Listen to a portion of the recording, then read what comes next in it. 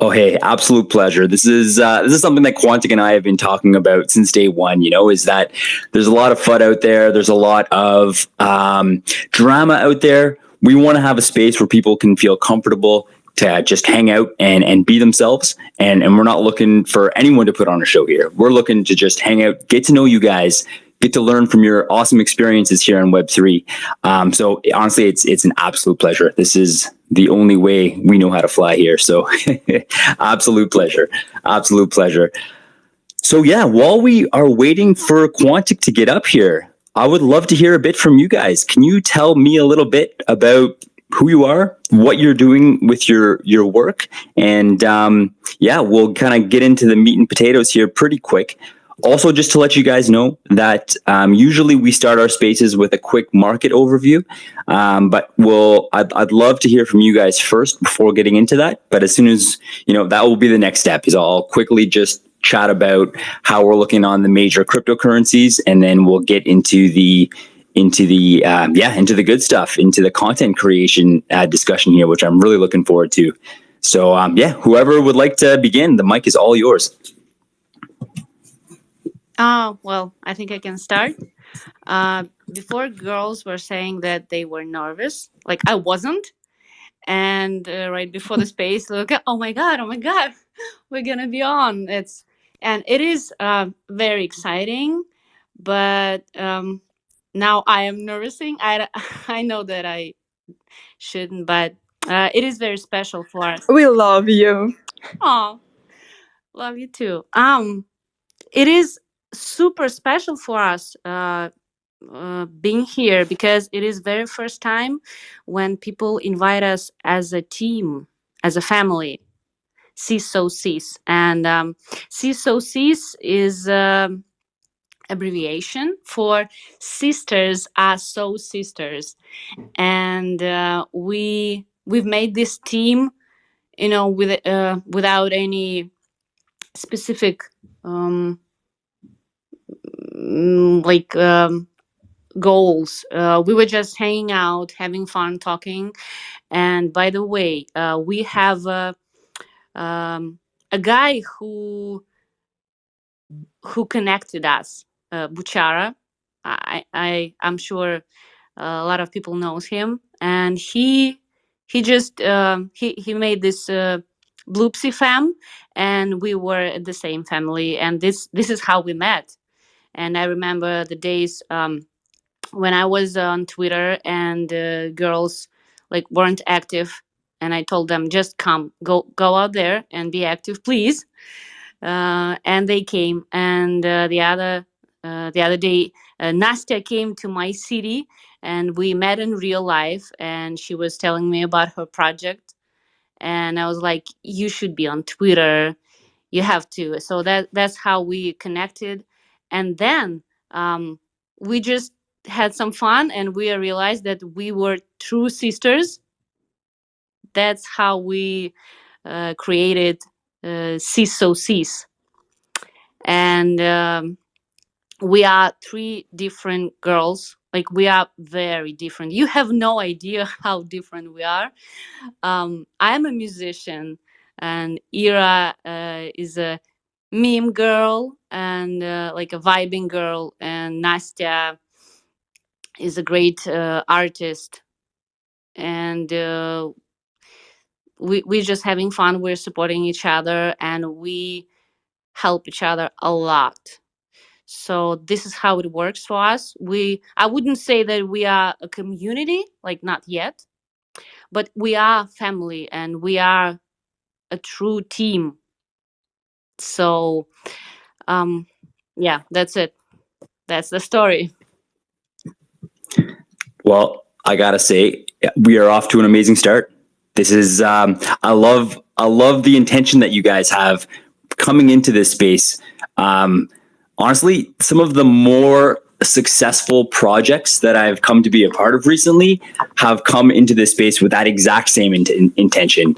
Just zero expectations, just literally want to go and hang out and be your genuine selves. And honestly, just from doing that, from focusing on your passions and focusing on building together, it's amazing what can be produced from that. it just comes across as so much more genuine and so much more authentic. So that's awesome, man. I'm looking forward to getting into all of this. So let me get this straight here. Weiberger, you're the musician. Ira, you are the meme lord. Full respect. And then Nastia, you are. Hold on, just give me a second here. Oh, you're the artist. That is awesome. Also have my full respect. I actually have a bit of a fine art background growing up, so I would love to see some of your work and get to know that a little bit better here. I think now is probably a really great time here before I get to the rest of you guys, just to quickly set the room. So I just want to welcome everyone who's here. We've got some awesome people in our audience today. I think I recognize all of you, and it's an absolute pleasure to have you guys here with us. Just in case, my name is Trav. I'm myself and Quantic. We are the hosts of our weekly show now, Web3 Matters, and today we have some amazing people here with us. We have Ira, Weiberger, and Nastia from the Sis Girls. I'm sorry if I messed that one up here, but absolute pleasure. And we're going to be talking about content creation. This is something that I know most of us down here, it's a topic that is very near and dear to our hearts. And just with the potential that mastering content creation can have for any of us in this space, I think I'm very excited to be chatting about this today. So this is great.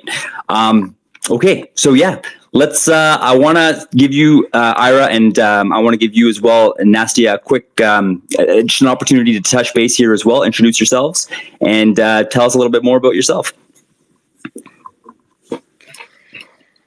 Okay, I can try.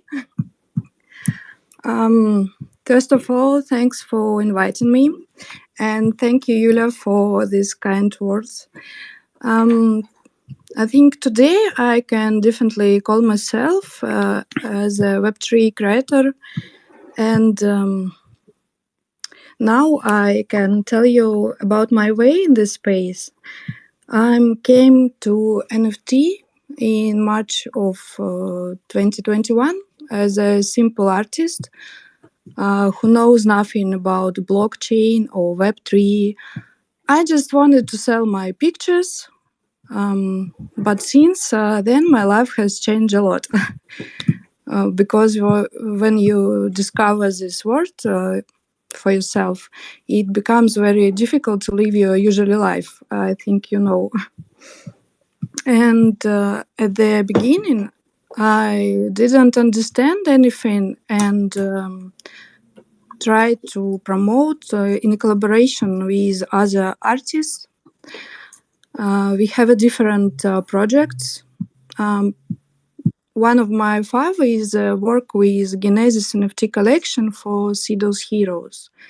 Maybe you even know this project. And we worked together for about 10 months, but in February of last year, everything stopped.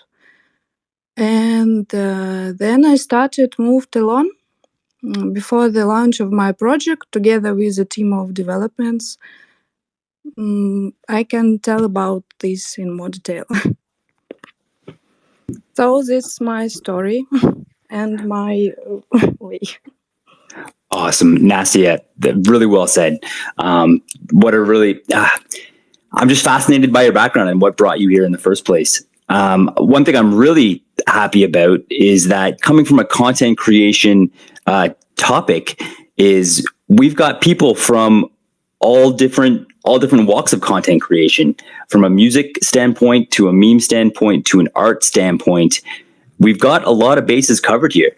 So I think there's going to be a lot of things that we can get into, and a lot of just really valuable insights to be able to get into today. But before we do that, Quantic, please tell me, can you hear me? I can hear you, but I don't know if you can hear me. Oh, we can hear you, my friend. Well, I can at least. Okay, let's see some thumbs up. Can everyone else hear Quantic right now?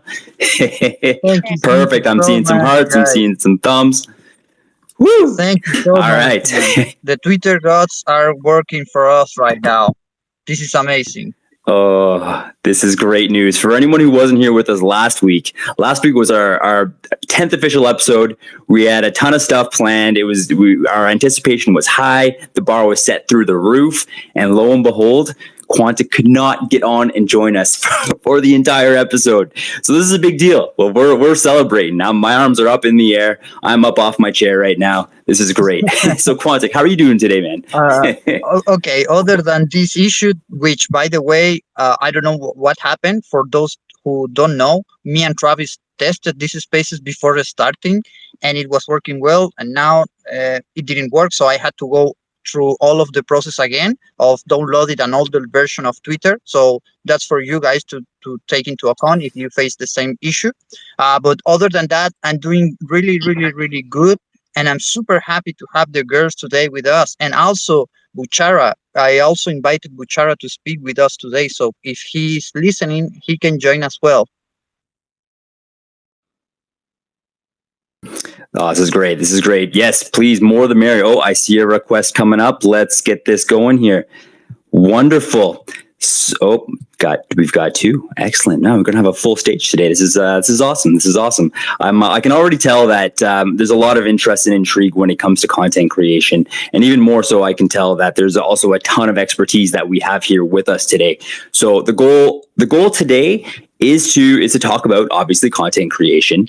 But one thing moving forward is when we do get into it, I'd like everyone just to kind of keep in mind kind of the driving factors, kind of a couple of main things here. What about content creation is important?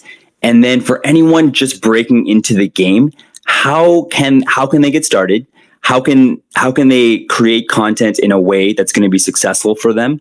And how can they create content in a way that is going to be just have from a long-term perspective, if you know what I mean? You know, there's creating content. There's a whole lot to it, obviously. A lot of people that I've seen and just even have experienced myself can get very burnt out in that journey, though. So I'd love to spend some time focusing on how to create content in a way that is sustainable. So before we get any further here, we've got a couple new faces. We've got I'm so sorry, I'm going to mess up your name here, but I'm going to do my best. Is it Buchara? Did I say that right? Buchara. Buchara. Okay. Welcome, my friend. Welcome. How is your day going? Thank you for inviting me. I hope I'm happy to be here. So I'm good, but no, not productive at all. So, if we just talking about content creation, and you just asked what is the best way to make really nice content, I have an answer for this question. So, I think that only the way is to make video content for Web 2 people, like for normies, because and make duplicate for Web 3 people, just because if people will make content only for Web 3 people, we can't bring new people into Web 3 sphere. And so, because it's so important to make entertainment and fun content on YouTube, TikTok, related for Web 2 people, for normies, and by just link it to Web 3, link it to NFTs, but not but it is not the way. Just make a content about Web3 projects. There is a lot of projects on YouTube where you can find a lot of information about project when you can take X 100 profit, and this is not the way, because if you just take for example the time when bull run is going up, for sure, a lot of people, a lot of normies just going up, jump it into Web3 sphere just for money. But when money is gone, people is gone. So why? Because entertainment content and the content about skills like about SMM, copywriting, personal brand, and something like that, it's so important for people, for normal people, to attract them to every sphere. That is the only way. Yeah. Great take, man. Great take. A lot of important points in there that I'm looking forward to digging into. The idea of appealing to Web 2 people to push forward mass adoption and increase the population, I think, is a very important one. And yeah, I look forward to chatting about that further. Wonderful, guys. So let's move this along here. Let's Quantic, let me know what you think here. But how about I'll get right into the TA. We'll get that over with. I want to maximize our time about content creation. So if that sounds good to you, if you have any other insight that you want to share before then, let me know. But Mike's yours. Absolutely. Yeah, I don't know if you did the TA already, but I even wanted to take a step backwards because one important thing that I think we should address here is how we perceive ourselves also in terms of content creation. For instance, I'm not sure, but it seems to me that Buchara in particular, he was a content creator prior to joining Web3 and everything. Is that correct, Buchara? You mean what do you mean? Sorry. So, for instance, prior to joining the NFT space, I never experienced content creation and I didn't consider myself a content creator. And I think that a lot of the people that are in this room are on a similar situation. But I don't know if that's your particular case.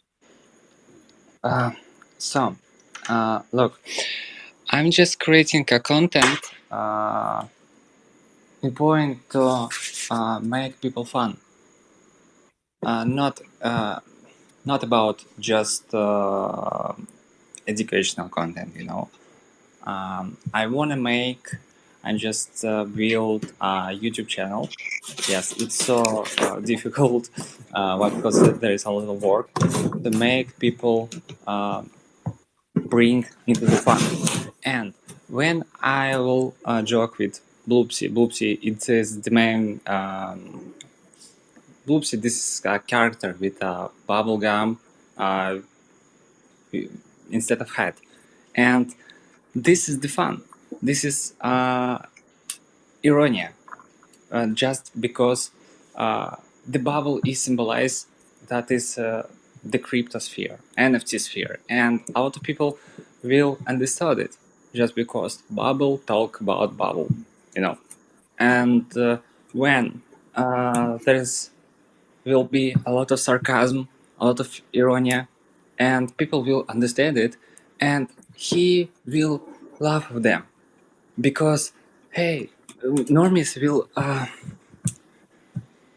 will think about is that okay, crypto and NFT guys just stupid. Yeah, we are stupid, and people will hate. But no, sorry, people will hate it. But there is potential audience, a millions of people. If a millions people will see the show, yeah, potential millions of people.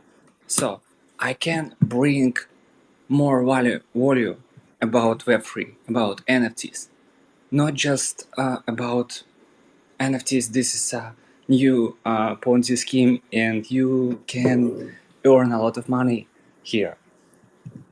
So, and the main goal is just make fun and educate people with fun. Yeah, this is the way. It makes sense. That does. That makes a lot of sense. Quantic, do you want to respond? I know that was your question. Yeah, no, I think that it makes total sense. And I see the hand of Julia raised. How are you doing, Julia? Hi, I'm doing well. Actually, I was just wanted to say that it is important while we are not making millions here. Well, maybe some of you does, but we're not yet.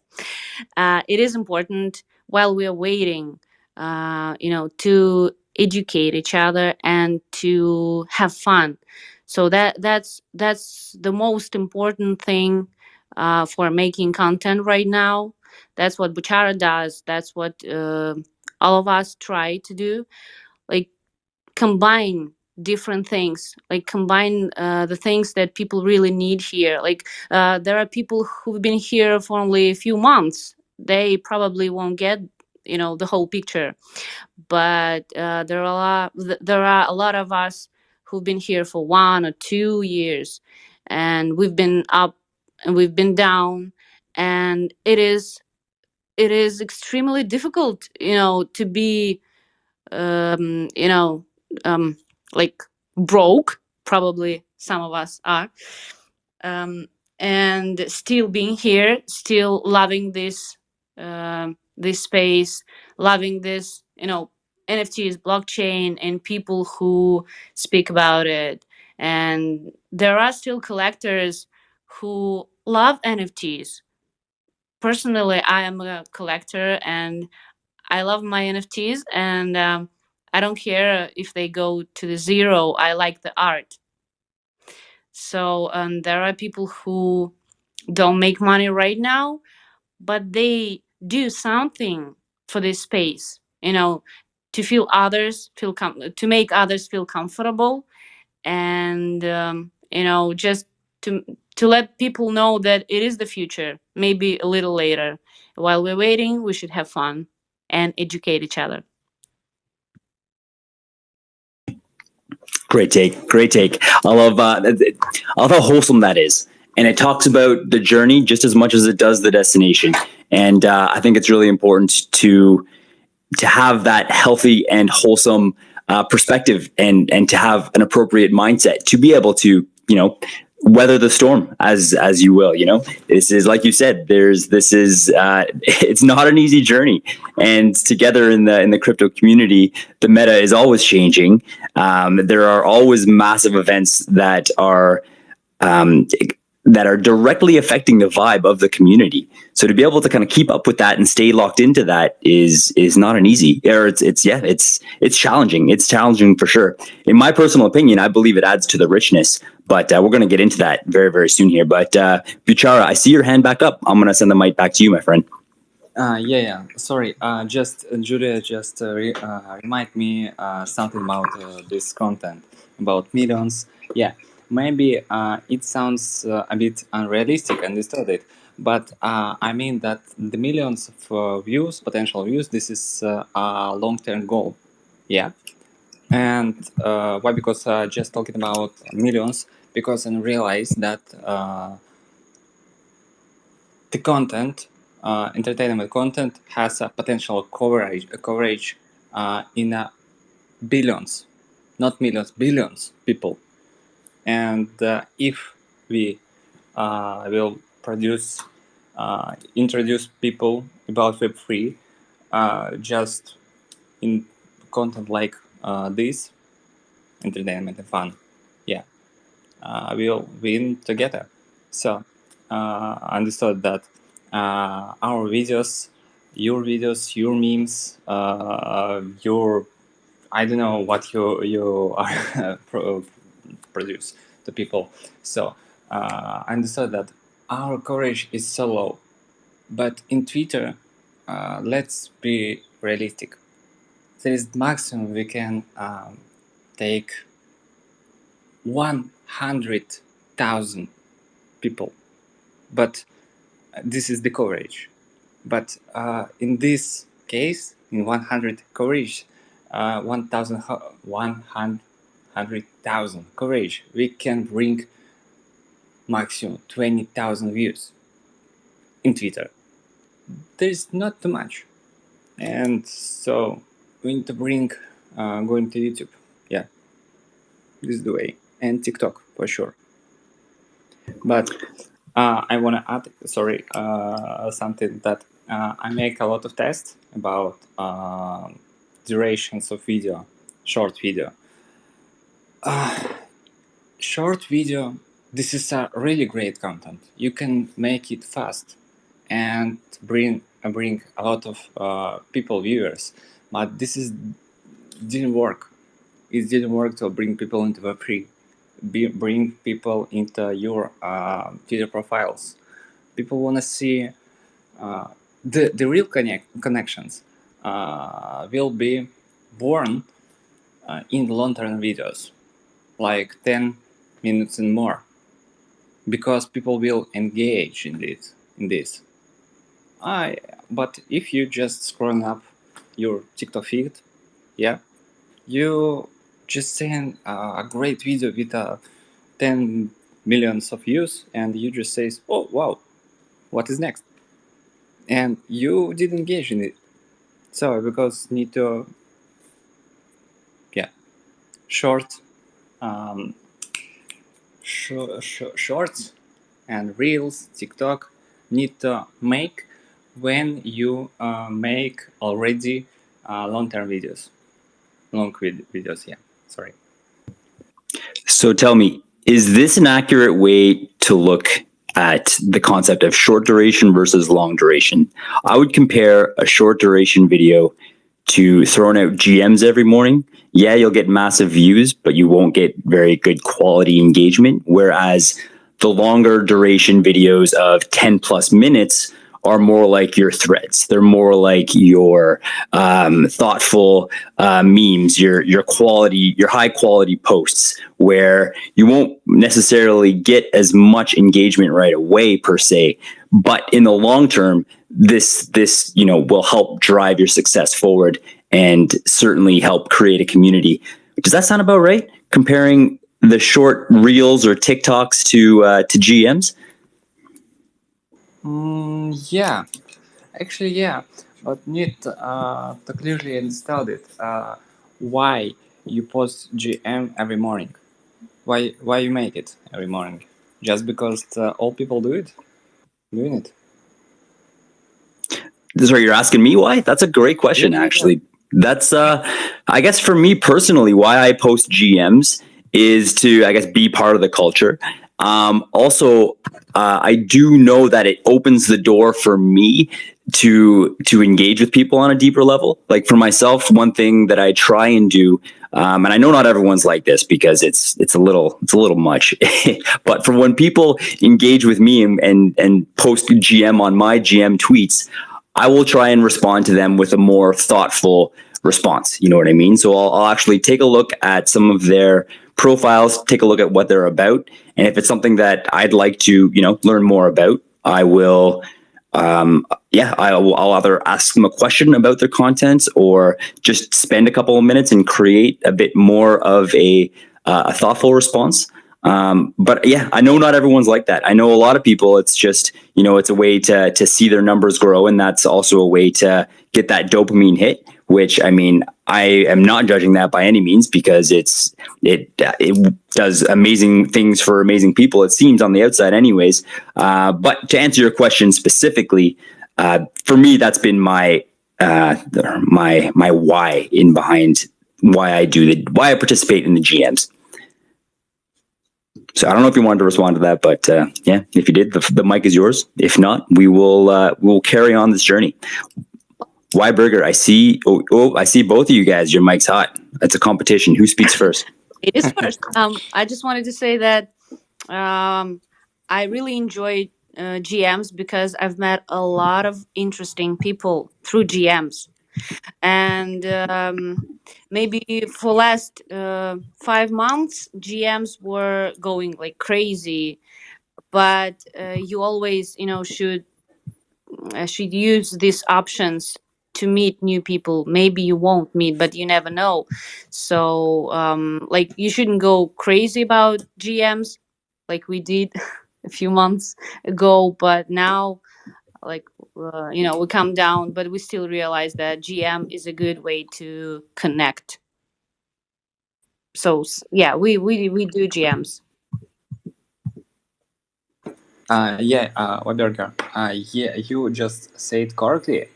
But why I ask this question? For what you are doing GM posts every fucking day? Just a lot of people just think about only the quick dopamine, and yeah, this is the right direction for almost all people in Web3 sphere. Why? Because a lot of people want to see the huge engagement in their posts, especially on GM post. So why? Because each people just make it for quick dopamine, but need to realize, need to think about GM posts like a tool, because every piece of content on your Twitter profile, this is a content, and content like on TikTok, on YouTube. And if you will if you will post every piece of content on your profile correctly, if you will use your content like a tool, you will going to the right direction. Because okay, GM post, this is just the quick easy tool for all people, because you do not need to think about nothing, because you see GM, you answer reply GM. Okay, but the connections, the real connections, is building on in other posts.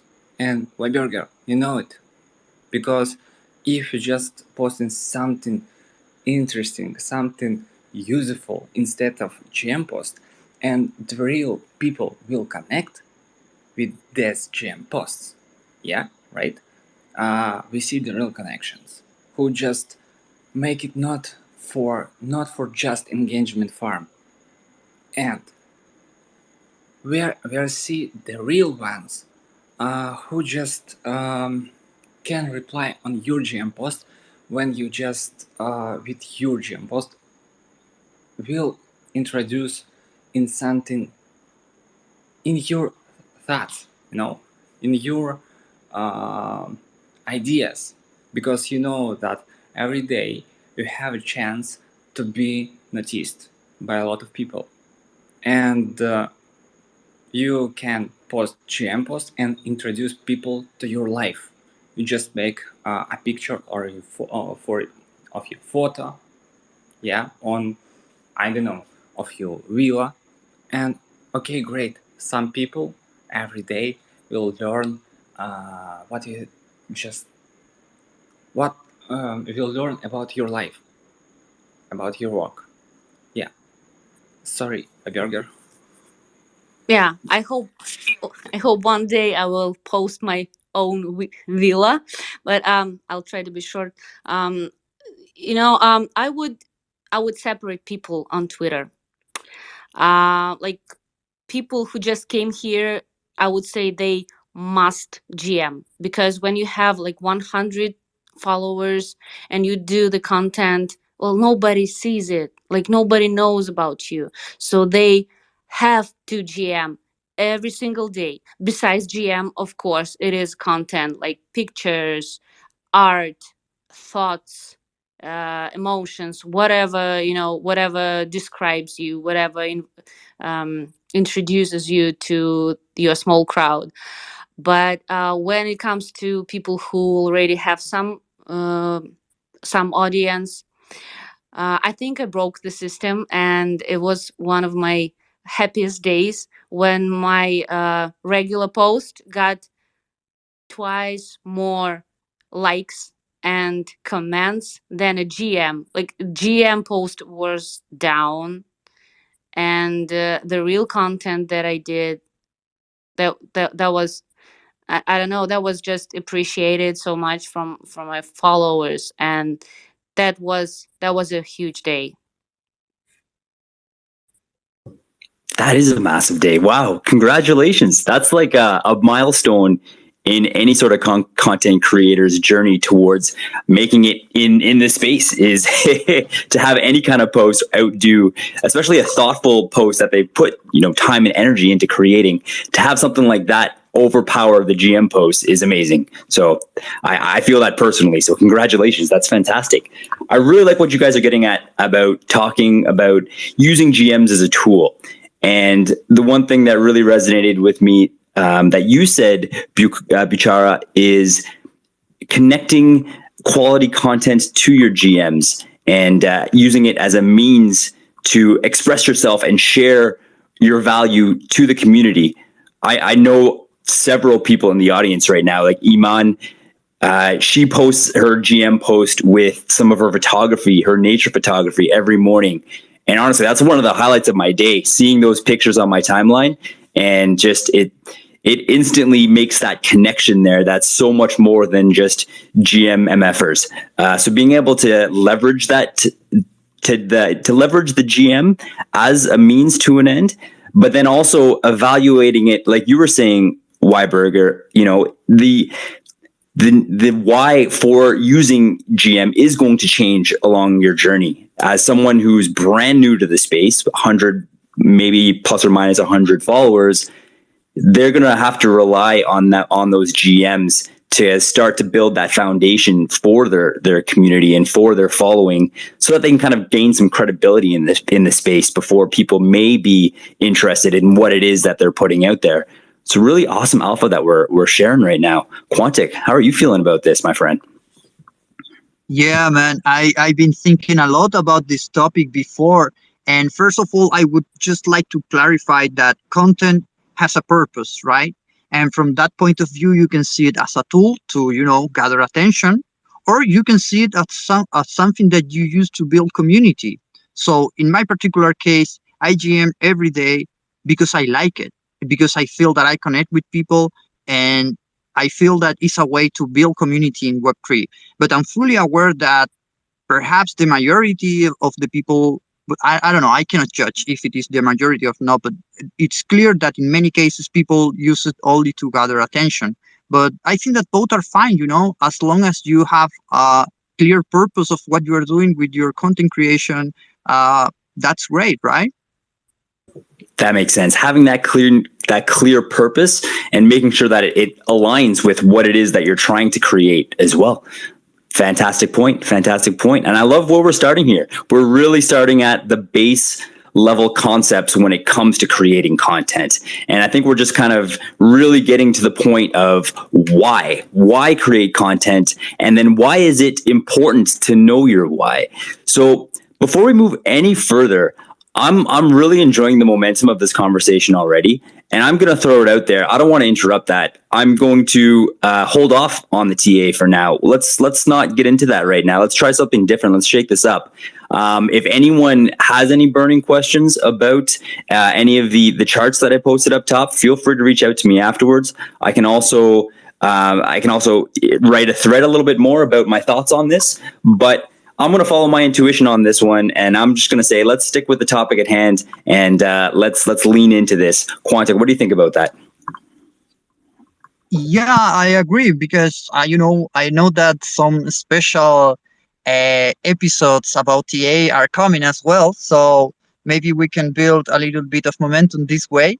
And the conversation is been really nice. Actually, I would like to know if our friends here, Ira, Nastia, Iain, or NFT Evening, who is here on the audience, would like to share something about this wonderful topic. And I also just want to say I appreciate that little sprinkling of alpha. I don't know if anyone caught that. Quantic may have just hinted at future episode topics, but yeah, we've got some fun things coming here. But back to the topic, back to content creation. I want to open the floor up to anyone else to weigh in on what we've been talking about. And Ian, pleasure to have you here, my friend. I have not even acknowledged your presence here, and I appreciate you showing up. Ian is a fellow Canadian that we've connected with over the last couple of weeks, I would say. Chunky, I saw your reaction. Canada represent, my friend. So, Ian, I'm going to send the floor, or send the mic over to your. Wow. Let me try that all over again. Ian, the mic is yours. Hey, thanks, Trav. Hey, how's it going, everybody? Happy to be here. I've been enjoying the discussion so far. I just kind of wanted to propose a zoom out a little bit. We've been getting into some really cool details about specifics and actions like GMs. But I wanted to also propose the idea that this why that you brought out is, I think, the most important thing. It's, on the one hand, there's content creation of all forms as a tool to try to build and build your network and grow and become a professional in the space. And then I think there's also a second avenue, which is explorative and more creative, and sort of looking for a way to experiment creatively. And I think that second avenue will have less to do with like how long is the video supposed to be, or how many characters, or strategic thinking, and more kind of process and uh, and following expression that in the long run I think is what people gravitate to, the originality there. So yeah, I just wanted to open up that kind of wider net, but enjoying the convo so far. Love it, man. Excellent. I appreciate you doing that. And I think that's an amazing place to kind of steer this conversation, is talking about the why. And NFT Evening, I see your hand, and I'm going to get to you in about 30 seconds here. I just would like to propose to everyone, I think maybe a good place to start is, why don't we go around the room and we'll give everyone 5 to 10 seconds, and just, I want to hear what your why is. And maybe that will, help anyone here with us become inspired, get some ideas. But if everyone wants to share their why right now, I think that could be a great way to kind of start this, and then we can feed off of that. So maybe I'll start here. My why, I'm still kind of figuring that out. I'm kind of on the latter end of what you were talking about, Ian, about kind of experimenting, seeing what works. But I think kind of the base idea that I have is I'm putting out content to help try and lift people up around me. And I'm doing that from a couple different ways. One, from a technical analysis and trading way. I want to help people make responsible and smart decisions and, be able to enjoy the process. But then also from a community way. I've learned that I've got a fair amount of value when it comes to just being able to be there for people in my circle. And I would love to be able to maximize this. Just try and, be there for others, create safe spaces for them to be themselves and talk about what's going on in their lives. So just from a very, very macro perspective, those are my whys. So I'm gonna send the mic over. Actually, you know what? NFT Evening, you had your hand up. I'm gonna send the mic to you, my friend. I'd love to hear what you were wanting to say. But then also, if you want to add on your why, that would be extremely valuable, and I'd very much appreciate that. Hey, Trav, I'll come second because it's about to get really loud over here. Gotcha. All right. Perfect. So why don't you just raise your hand whenever you're ready to go, my friend? I appreciate the consideration. I want to respect everyone's eardrums here. So yeah, Quantic, you know what? I'm going to send the mic to you. I'd love to hear your why. Yeah, thanks, Travis. I also been thinking a lot about this because a lot of it is just experimentation, right? So I think that my why is because I want to learn, which is some kind of crazy, right? Because when you're putting content out there, I mean, I'm writing threads or creating memes and whatnot, and it doesn't seem like you're doing this to learn, but eventually what happens is that you learn a system of content creation itself. You learn what works and what doesn't work, but more importantly than that, you learn how to connect with people. And I think that is my why. Ooh, learning to connect with people, that hits. And that's actually, you know what, that actually brought another idea to mind. Is one of the values of creating content is learning to connect, but also sharpening your skills, like your physical skills of whether it's video editing or meme creation, or even just skills as an artist. I think that's an amazing point that you're bringing to the table, Quantic, and I appreciate that, my friend. Yeah, no, that's awesome. You've definitely kind of struck some chords in my brain here as well. That really resonates. So yeah, I would love to extend this invitation to everyone else here. Next on my list, it's going to be different for all of us, but I've got Ira. How about you? What's your why? Tell us a little bit about it. Hey. At first, I want to say that Quantic said an amazing thing, I think. And we're really here for learning to connect with people. And I'd like that Twitter show you how you moved in this way? Are you really listen to your heart and do it with with good emotions? And then people reacted really a lot, and you just posted that you think just one meme or one thought, and that's great. But it can be when you're thinking a lot, what should I post? It, oh my god, that never be a huge reaction. And actually it's great because you learn to trust yourself and listen to your heart. And about my way, recently I started to do meditation, Web3 meditation for Degans. I am Degan, you're Degans, so we're and I trying to just have a fun with people, and this is my way to hold your hand when you want it, because I think that a lot of people need to support, and we really don't get support from real world, because when you tell your friends about Web3, they no, well, I don't know, not super reacted on this. So I think I meditate a lot myself, and I never heard anything about Web3 on Twitter or something, modern in meditation. So I decided to make it myself and talk with people about it in my meditations, and also made it like meme affirmations, meme meditations to just have a fun with people. That's my goal, and actually I want to I don't know release the. I want to show that meditation is not about something very, very good and very, very, I don't know, you need to change yourself to be that person.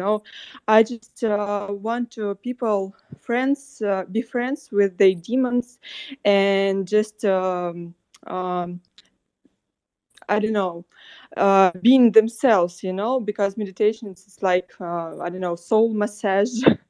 I don't know how to say. It's absolutely normal when you do it, and it's just need to help you to rise in your goals. That's all. Being friends with your demons. Wow. That hit my heart with impact. That wasn't just I just heard your words. That affected me to my core. I feel like, oh wow, no, I just appreciate that. And then the soul massage, comparing meditation to a soul massage. Wow, that's another just very powerful sentiment that you delivered here to us today. You know what's interesting is this is the second day in a row now that I've had really amazing conversations about the power of meditation, and I'm just going on a quick sidebar, but I'm going to do it anyway, so we're good here.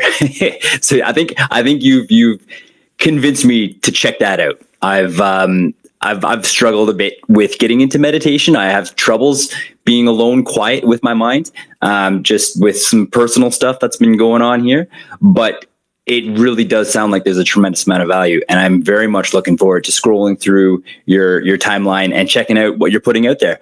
I've pinned one of your memes up top, so that's there for anyone who wants to take a look. And anyone who's in the who's speaking with us now, feel free to pin up any of your work, any of your content that you want people to check out, and it would be a very helpful way to kind of get a sense of what it is that you're putting out there, and give us an eye into your journey as well. So Ira, thank you so much for sharing that. That was beautiful. That impacted me, and I appreciate that. So next up, we've got Wyburger Girl. Wyburger, I would love to hear your why. Tell us a little bit about what keeps you going every day. Well, that's exactly what Ira was saying, and Quantic. Like every person that speaks, it's I just have all these thoughts all together, and I do my content. I wouldn't say that I'm a big content creator, but I do it because I want to share. I've never shared my music on Web2. I've been composing for 25 years, and I never showed it to anyone. And Web3 has become a special place where I can come.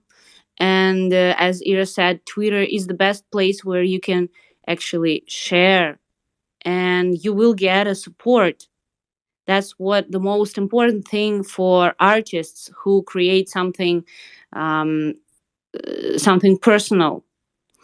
And what I would say, when you create your own content, you can try different things. That's what I was doing for almost 9 months.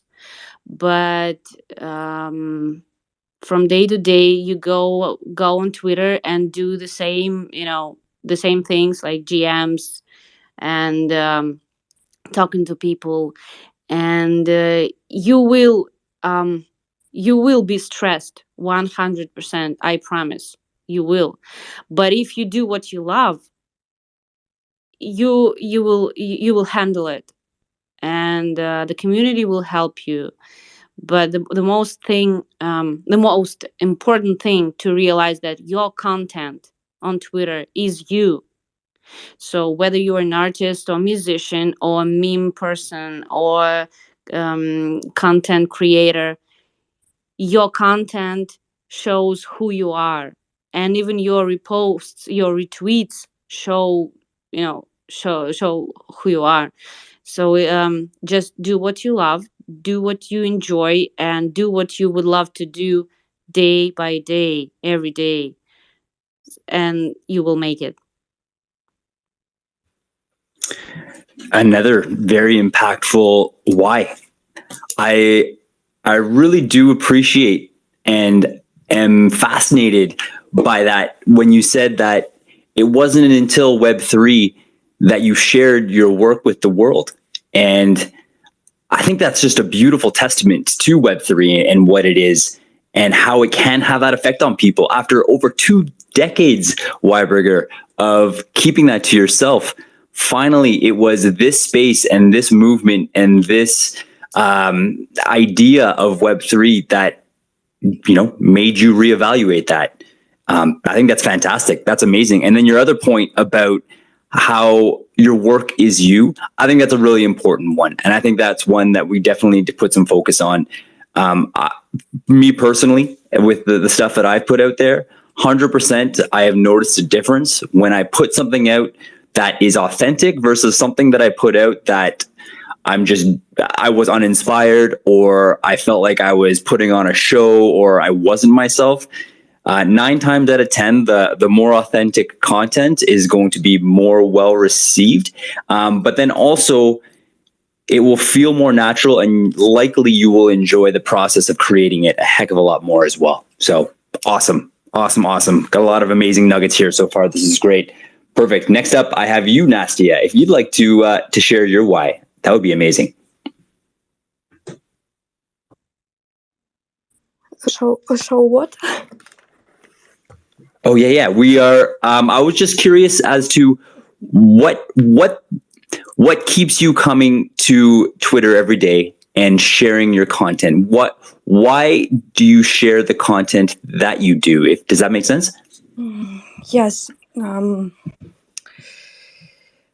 I'm trying to. I don't know how to say it. I come here to communicate with people. I'm trying to learn, communicate, and I'm creating content every time. But now I don't try to sell it like NFTs. Now I'm serve rather for my personal advancement, and now while I'm learning communicate, I'm trying to come to some kind of unified style in my work. I don't know. No, that's awesome. That's exactly what I was trying to get at. Actually, is one thing that I'm taking away that you mentioned was the difference in creating content for the purpose of selling it versus creating the content for the purpose of growing. And I think that's a really important perspective to have. By doing it and focusing on the numbers and focusing on money coming in, that is very much a focus on the end result. And from my own experience, from the experience of many other people that I've gotten to know in this space, that is a way to just sabotage what it is that you're doing. So no, that answers that perfectly, Nastia. Thank you very much for sharing that. Did you want to add anything else to that at all? And no stress, by the way. Oh, that's also one thing I wanted to mention is that I know a lot of people are super nervous to be up here. Just so that you guys know, I'm also super nervous. There has never been a moment in any space where I haven't been either sweating or feeling anxious. So you're not alone. I somehow can come across as feeling not nervous, but don't you worry. I am very, very nervous all the time. So you're fitting right in. Sorry, Nasty, I cut you off. It's all yours. Thank you. Oh, I wanted to add about Nastia's content. Just wanted to mention that she is the smart one because I'm a crazy musician. Ira is, vibing girl, Just and crazy. yep, just crazy. And Nastia is the smartest one. Like, she does a lot of content personally for two of us. Like, she shares a lot of projects, a lot of information, and like she gives the information to us, and we have no idea what it is. And like she spends hours of explaining to us what it is. So Nastya is at the very beginning of her journey, and I'm sure she will rise. I am right there with you. That's honestly, Nastia, you in the relationship that you have with Ira and oh geez, Weiberger is like Quantic and me. Quantic is brilliant. He comes with all the substance, and myself, I like to go crazy as well and think big and get ridiculous. So I fully appreciate the value of having someone who is grounded and realistic, and that is to have something that's going to be sustainable moving forward. You need that in your presence. So that is awesome. Beautiful. Awesome. Quantic, I want to give you the mic back real quick. I'm a little nervous that we're having technical difficulties again, so please ease my mind and let me know you can speak to me. I'm good. We are all good. And, amazing answer by the girls. I think that they are completely gonna crush it very soon. And on my side, personally, I will be doing everything I can to support you. And I'm pretty sure that after this amazing space with Trav, he will also be doing whatever he can to support you girls, because I think that you are doing amazing. You are creating a great community. You have a great group, and you have a special sort of uh, magnetism with your content, with your way of presenting yourself, that I think a lot of people are going to engage with. And, I don't want to take too much time more, but I see that Saber joined it. And for those who don't know, Saber is one of the most amazing content creators that are here in Web3. So maybe he can join us and share his why, and maybe give us some tips or something. Thank you, Quantic. I don't know if you can hear me. Trav, can you hear me? We got you, my friend, loud and clear. Pleasure to have you, man. So awesome to have you I here. just came out of the shadow ban like half an hour. I was away for a week or so, and straight away I just saw Trav up there, and I love Ira and Yulia and Nasty as well. I talk to them often, so I just thought I'll come up straight. And then I read your thread on Android Spaces, and it worked up for me. Thank you for that. And yeah, about content creation, it has been a while since I've been in the NFT space and Web3 space. And what I've realized is, if you are just copying someone or trying to be like someone, for example, if I try to copy NFT God or anyone, so if I leave, why would they want to follow me if there's original there? If I leave, no one will know. Anyone else can come in and copy. So I think a lot of people who try to copy and become successful, they are replaceable. If you go away, no one will notice. So no, you can take inspiration, you can look at others and learn things, but you have to give it your own thing. Otherwise, why will anyone pay attention to you when are 450 million other people on Twitter. You have to do something special. And I create content because I enjoy writing, and Twitter gives me a space for it. I used to stress a lot about engagement, I'm not going to lie, earlier, but now I don't care much. I just post what I like. I reevaluate for myself to see if I've gotten better, but that's about it. If it gets 20 less likes or 50 more likes, I don't care about that much.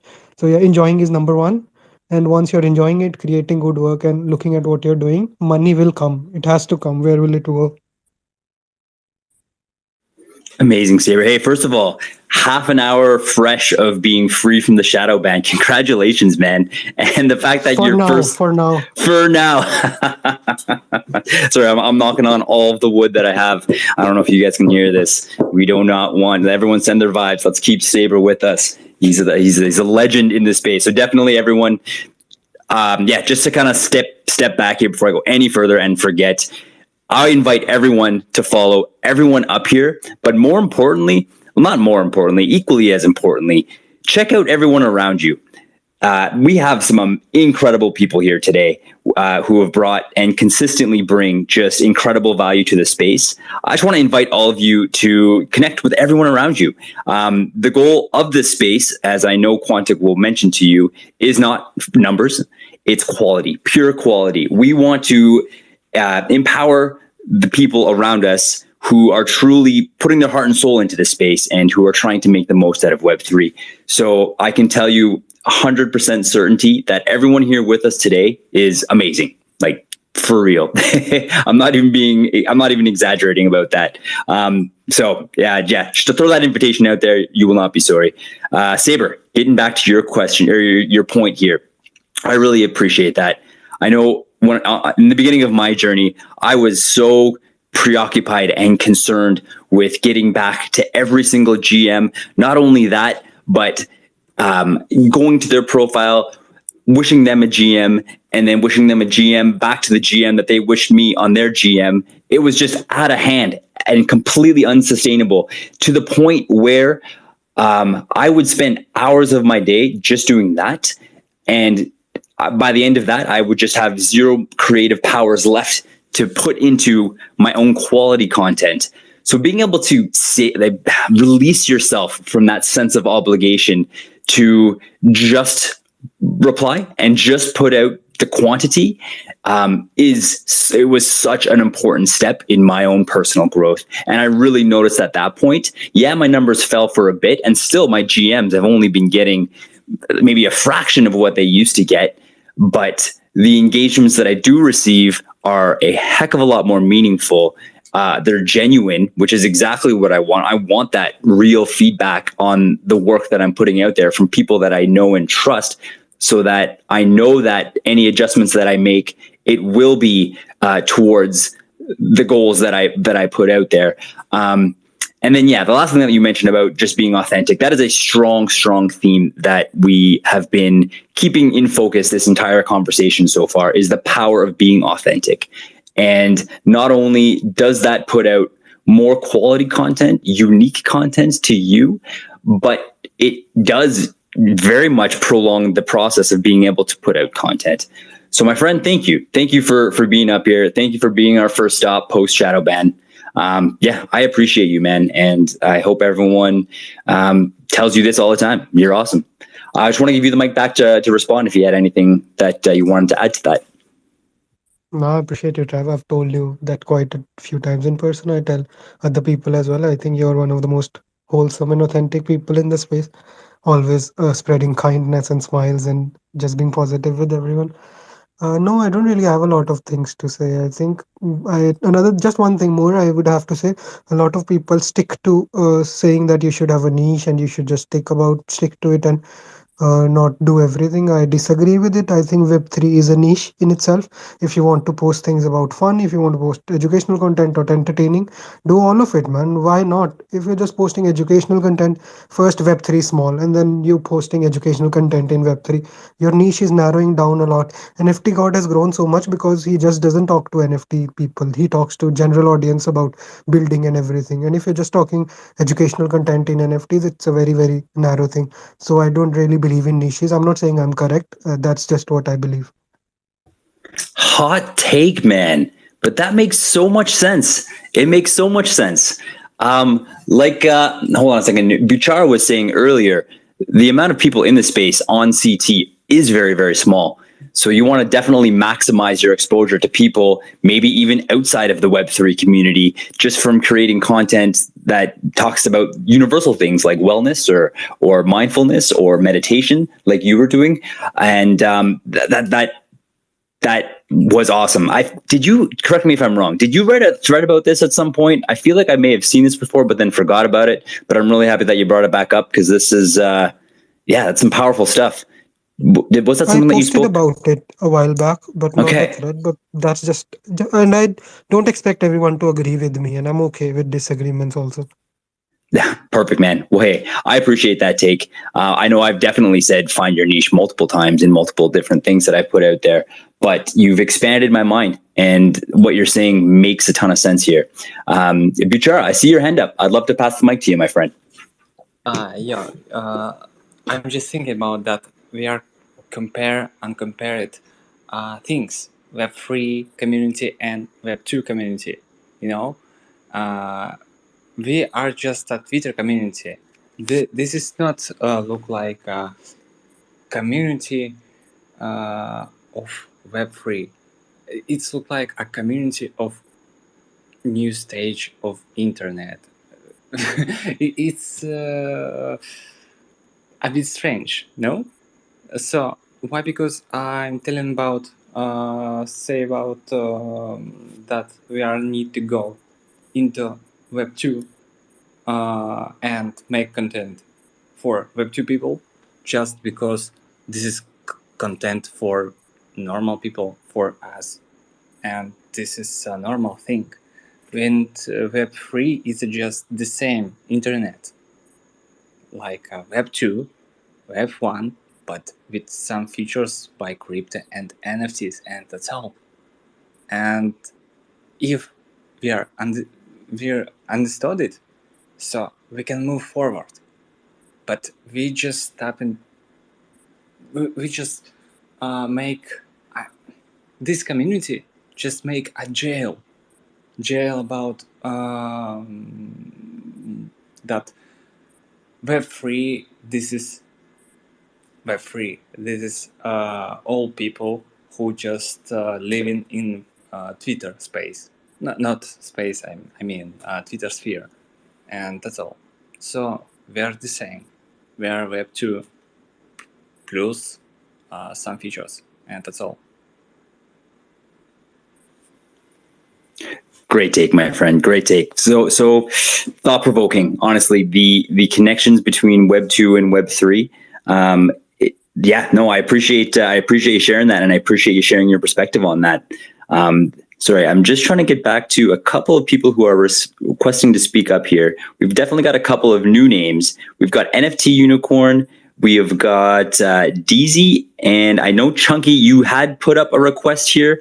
I granted it, but you were shot right back down. So I'm wondering if, I don't know if you have a Android as well, but feel free to check out the first pin tweet up there. Maybe, I don't know, reach out to me in DMs. We'll figure out how to get you up, because everything that you throw and share is pure quality as well. So I'd love to get you up here as well. But then we also have the open chain. Man, it's been, I know you had some difficulties getting up here initially, and I'm happy that it's working out now. So I'd like to open the floor to further discussion. Before I do, Quantic, I want to check in with you, man. How are you doing? How are you feeling? Amazing. Thank you for checking out with me, Travis. And welcome to Open Chain and our new speakers, NFT Unicorn, DC. We want to hear from you. We want to learn what are your experiences, which is your why. Please tell us more. Also, real quick, there was a comment mentioned about audio content, mentioning that we hadn't touched on audio content. We spoke about written and video, but not on audio content. So I'm just going to throw that out there. I would love to make sure that we get to that shoot at some point, because that is definitely an area that is a bit of a knowledge gap from my perspective, actually. So I'd love to learn more about that on a personal note as well. But DZ, I see your hand up, so the mic is yours. Hey fam, thanks so much for having me in today. I appreciate it. My name's Demetrius. I just go by DZ. It's been my hip hop name since like high school. I use that as my name now. It's what everyone calls me. So as far as content creation, man, I've been making music for a long time. I write content for hiphoptrends.com, and I help host shows out here in Arizona and do a bunch of stuff. But lately, I've started a kick stream, which you guys are currently live in my kick stream. So if I post it, if you guys are down to follow me, I'm trying to get to 75 followers on Kick, and hopefully I can bring some content and value and entertainment for you guys. I do hype man spaces. So tonight at the family cookout with Diamond Hands Markey, I will be there hyping it up. Please feel free to roll through, and I'll put that on live stream as well. But yeah, I'm starting up my Kick stream, and I'm just excited, man. I'm excited to be able to bring some content and value. Awesome, man. Hey, pleasure to have you. So tell us a little bit about audio content creation. What's that process like for you, and how does your why play into that? Also, Ira, you got booted somehow from up here, and I don't believe we have any spots left. So I want to invite Saber, if it's okay. Actually, yeah, Saber. I'm not sure if you're going to be able to spend a fair amount of time here, but I know I can't invite Quantic as a co-host. So Saber, I'm going to invite you as a co-host, and then I believe that gives us more spots to be able to invite people up here. So if that works with you, I'll get you up here, and then I'll let you get Ira back up here as well, because your presence is missed. Please get back up here. Perfect. But yes, back to the question here. DZ, tell us a little bit about audio content creation. And I know, oh my goodness, hold on. I wrote notes. One of you three ladies specializes in music. So I would love to hear your take as well on if there are any differences, if there's any specific tips. Yeah, please let us know. Yeah, so are you talking specifically about music for audio content? I mean, I've been doing podcasts with Solana Made Simple.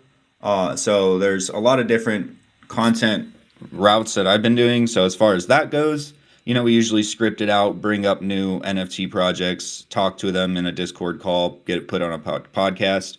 And then we have 2 spaces a week, Simply Chillin' and Simply Shillin', where we bring people together and record all that. I'm going to be taking all that audio into my live streams, so that way it's like double the content. As far as music goes, man, I love poetry and writing, so I usually, if I'm in that mood, I'll sit down and just start writing and putting stuff to paper. As far as the music side goes, that takes a lot more effort and thought to sit down and make beats and stuff like that. But as far as words go, I mean, I got to be in the mood, and then I just got to block that time off. If I feel like I'm in a creative mindset, I need to sit down and do something with it. Don't let it get squandered away. So yeah, what I'm hearing, especially when it comes to music, is how personal of a process that is. I would even argue more than other areas. Maybe I'm wrong. I don't know. But especially if you're singing per se, there's a level of an emotional connection to that process and to that expression that certainly makes that unique when it comes to content creation. Now, let me ask you this question, to you or to was it Weiberger? Are you into music, or was that Ira? Oh my goodness, I'm embarrassed here. Wait, no, I found it. Weiberger, you are the musician. I love it. Yes. So you and DZ, does creating audio content for the Web3 audience, are there any particular things you need to keep in mind when doing that? Or what would you say to someone who's trying to break into the Web3 game from a direction of audio content? What would you tell them to maximize their odds of being successful? Let's frame it that way. For me, or Berg, who are you asking? I'm sorry, I don't want to cut anyone off. YB? You go first, DZ. Yeah, it's all yours, man. I said whoever, so it's all yours. Why am I blanking on what you just asked me? Literally. I got you covered, man. I can say it again here if I remember here. That's the $1 million question.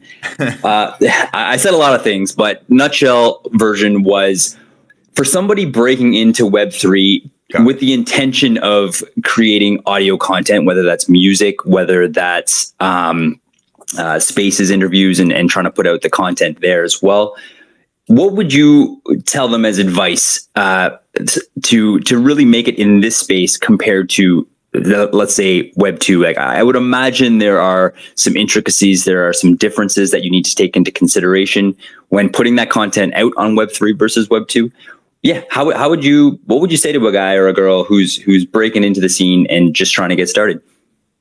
Well, 3 things that I try to do. 1, just be myself, not try to put on a front so that I'm not having to act on top of creating content. So I just be myself. 2, I don't let perfection be an enemy of great work, because that always will stop you from releasing something. So just keep creating and be consistent. Those are probably the 3 things that I see from the most successful people. Ooh, that point about not letting perfection hold you back, that one also hits on a very, very deep level. I feel like I had that problem very early and still, come across that, especially in video content creation, is I feel like I could nitpick and like details to the end of time, but at some point you just have to pull a trigger and just be okay with what it is that you're putting out there. So that's really, really important. And then I like how you brought up the point of consistency as well. We hear that a lot, but I truly do believe that action is more powerful than inaction. And by continuing to move forward, each and every rendition of content that goes out, you are learning something from it, and you are growing because of it. So that makes a ton of sense. Weiberger, did you have anything else you wanted to add to that? I would say that it's not that difficult to make an audio content, but probably people don't do that. It's mostly it's video, and as for me, because I'm a girl, it is super stressful, to make videos and put it out there. Like if it's a video of something, the sea, sand, beautiful views, yeah, I can do that. But when you make a video of yourself, especially when it's selfie, it is extremely stressful, and you don't put it out there because it's not perfect enough. And if the guys can do that, like because you are perfect whatever you look like, we are not. And we have to be beautiful. So it is difficult, so I usually don't do that. I don't know, well, sometimes I do, but it's not exactly what I want to see, so maybe one day I will, but need a good camera and a lot of makeup. I am so happy Oh my God, that stop it. You're beautiful as fuck. I I was going love to it. say something along the same line. Yeah, sorry to jump in there. It's just that, this is a perfect way to illustrate, how society puts weight on women, and, it creates these kind of circumstances that, shouldn't be in the first place, right? So just so you know, you're extremely beautiful. We all love to see you. We all love to hear you sing. And we're going to be here supporting you, whatever step you take. And I'm definitely 100% going to echo Quantic. Yeah, like I am so sorry that ladies do have to feel that extra pressure from a macro view. That is very unfair. And I'm sorry that you feel that, and that limits what you do put out into the world. Just know that anyone here right now, we're not going to judge you. What am I trying to say here? Just know that you are safe amongst this circle of people, and that I hope that you can see yourself from a lens of how we all see you, just as a beautiful, powerful person. And yeah, you deserve all the success in the world. And I would very much love to see any kind of content you put out there. So yeah. If I think I'm going to leave this up to you ladies, but this is an important topic of conversation. And this is a perspective that only you can bring to this conversation, is what it's like for women putting content out there.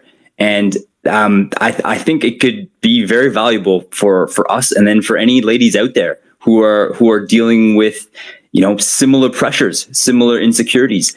I want to just open the floor to you guys and allow you to kind of direct that conversation, if that's something that you want to talk about. But do you have any advice for people, or do you want to share any of your experiences with that right now? I would say about the pressure. It's a big topic. Most of the women put the pressure on themselves. It's their own pressure. It's not because somebody, tells you every day that you have to be beautiful. You decide to yourself whether you're beautiful or not. And even when people keep saying that you are beautiful, you look at yourself, and if you don't feel it, well, it's not gonna work for you. And actually, I wasn't very honest with you. I feel comfortable with posting my videos, but every time it is about the right using of the camera and the light, and it is a lot of work. And I've been doing content for TikTok for almost a year, and I remember how it is difficult to make a good shot. And what I don't like about the camera is you are not 100% you. Like, it is difficult even for men. It's I wouldn't separate. Even for men, it is difficult to be yourself 100%, because camera changes you a little. I mean, you feel different. Like, you act on camera in different way. And well, I know how I look when somebody makes a video and I have no idea that the video is making. And I am different. And as an extremely honest person, I want people to see me. And I know that, okay, on this video I am making, it's not me. So I don't want people, to get me wrong, to see me in the wrong way.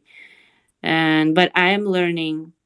Yeah, I've made a few videos, short videos, and that was me, and I really enjoyed it. So we all have to learn how to be, how to look and how to be on the videos. And it is work. The content, the videos, the threads, any post that we do, we have to learn step by step. That I can certainly relate with. I've definitely dabbled in that type of video content where I'm filming myself a couple of times.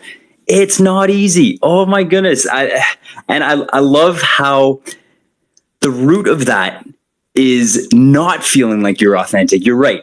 Being on camera, it does change how you act, how you behave, the things you say and how you say them. And I cannot even count the amount of takes that I've made and reshot and redone, because it just didn't feel authentic to me. So yeah, that's such a good point. Do you have any tips on how to overcome that? That's a bit of a selfish question, because I really do want to know, because I still struggle with it a lot. Yeah, do you have any advice for anyone who's trying to work on that? Also, real quick before I give it back to you, the idea of it is a lot of extra work. You are very much right with that. I feel like I'm at an advantage. There we go. I don't use makeup. I don't really care about my hair a whole lot. But even just like running a comb through it and having to put on a nice shirt and adjusting the lights and adjusting the backdrop and cleaning up my desk, it adds up. It freaking adds up. So to have other, pressures to want to make sure your makeup is looking good and all of these other things, that adds up significantly. So I can certainly appreciate and understand that being a bit of a barrier to get in the way. So yeah, do you have any tips that you can share on making that a bit easier, or at least coming across as authentic? Yeah, I do. Actually, as a singing teacher, voice teacher, I've been taking some courses, and what people say about singing, you have to become comfortable with your voice. When you record your voice, it sounds different, and you have to get used to your recordings. So you have to record yourself and listen to it. It's the same with the videos. You have to make it again and again. It's practicing, and it is hard working, but every time you will make it better and better. So you just record yourself and just watch yourself, what you like, what you don't like, practicing. Like in any um it's always about practicing, but you have to believe in yourself and you have to realize that you need to do it. As long as you feel like doing it, you will get used to it. Just that's what people keep saying, like, keep going. That's it, just keep going and you'll make it finally. Solid take. And you know what? On reflection, 100%, that is extremely accurate and powerful. Looking back onto some of my current attempts versus previous ones, you're right. It does get easier. And the idea of, I don't know, I'm about to go down too much of a rabbit hole here, but that certainly helps. It does get better over time. So yeah, I would like to reinforce that message. If it's something that you're working on and something that you're passionate about, but it is hard currently, I strongly recommend to just keep at it, keep pushing, and it will get easier and it will feel more natural. So awesome, Weiberger. I really appreciate that.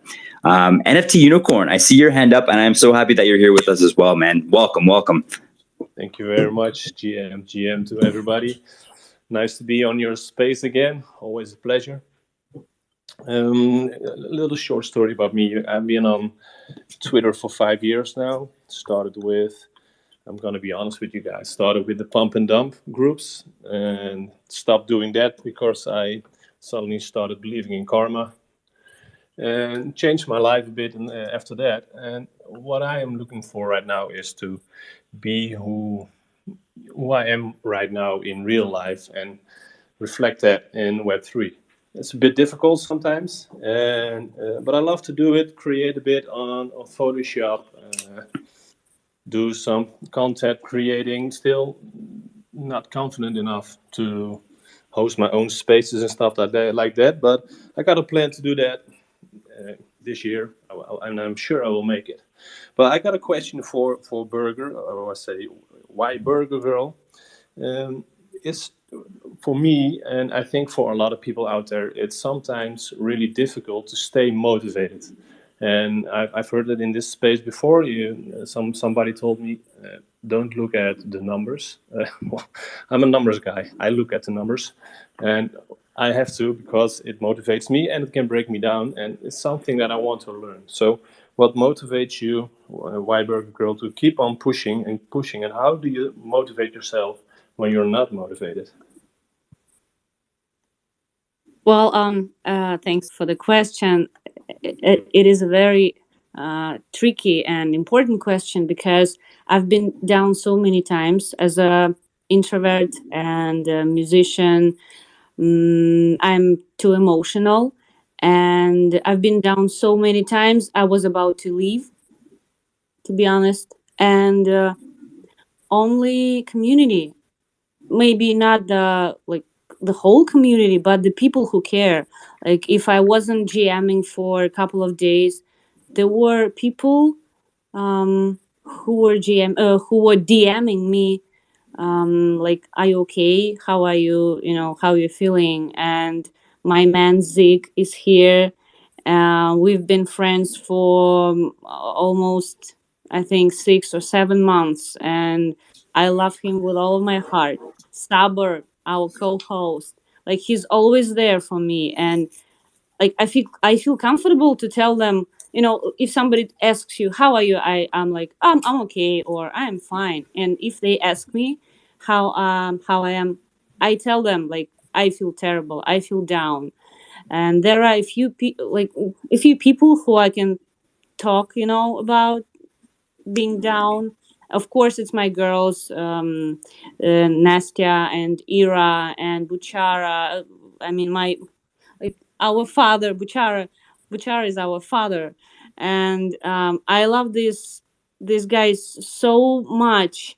I know they do care about me, and if it wasn't them, maybe I wouldn't be here, because I moved to another country about 5 months ago, and it was extremely difficult for me emotionally, physically, and I don't know what I would do without them. So when you say a community is very important, well, if the community becomes a fam for you, it does work, and it is important. So that's how I'm still here. I love that. I'm taking a couple of things away from that. That's really important. First of all, I'm just going to extend you the invitation, Weiberger, to try. No, I don't want to be telling anyone to do anything, but maybe I'll relate it to kind of myself and my story.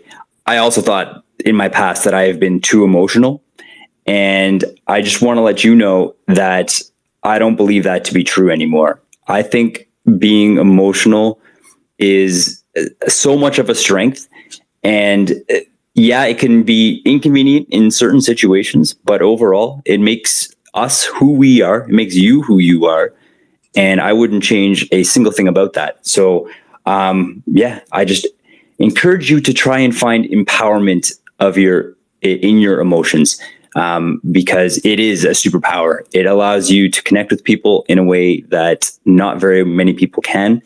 And it also allows you to be vulnerable. And when we're talking about creating connections with people, that is probably one of the purest ways to do that, is to be vulnerable and to show trust that way. But back to the question here, I am appreciating what you're saying about monitoring yourself and monitoring yourself and being honest with yourself about how you're feeling when it comes to the process of creating content, but then also being open to reaching out and leaning on others for support. I think seeking feedback in other people is tremendously powerful, but then also simply asking for help when you need it, or taking that time away to refocus, to re-energize, is also very, very important. I think this is a very, very awesome topic of conversation that we're having right now. And I see a lot of hands up, but yeah, I just want to thank you for sharing that. And for sharing those personal notes about your journey as well, and for sharing your struggle. That certainly left me feeling inspired. And to know that there's other people out there who can overcome situations like that and just continue to crush it in this space like yourself, Weiberger, is amazing. So I just wanted you to know that we appreciate you, and yeah, just thank you for being here with us and for being vulnerable and for sharing so just deeply and honestly. So we've got a whole bunch of hands up here. Oh, Quantic, yes. It's all Yeah, yours. I just wanted to give you a hand there, Trav, because I started to notice when a lot of hands were getting raised.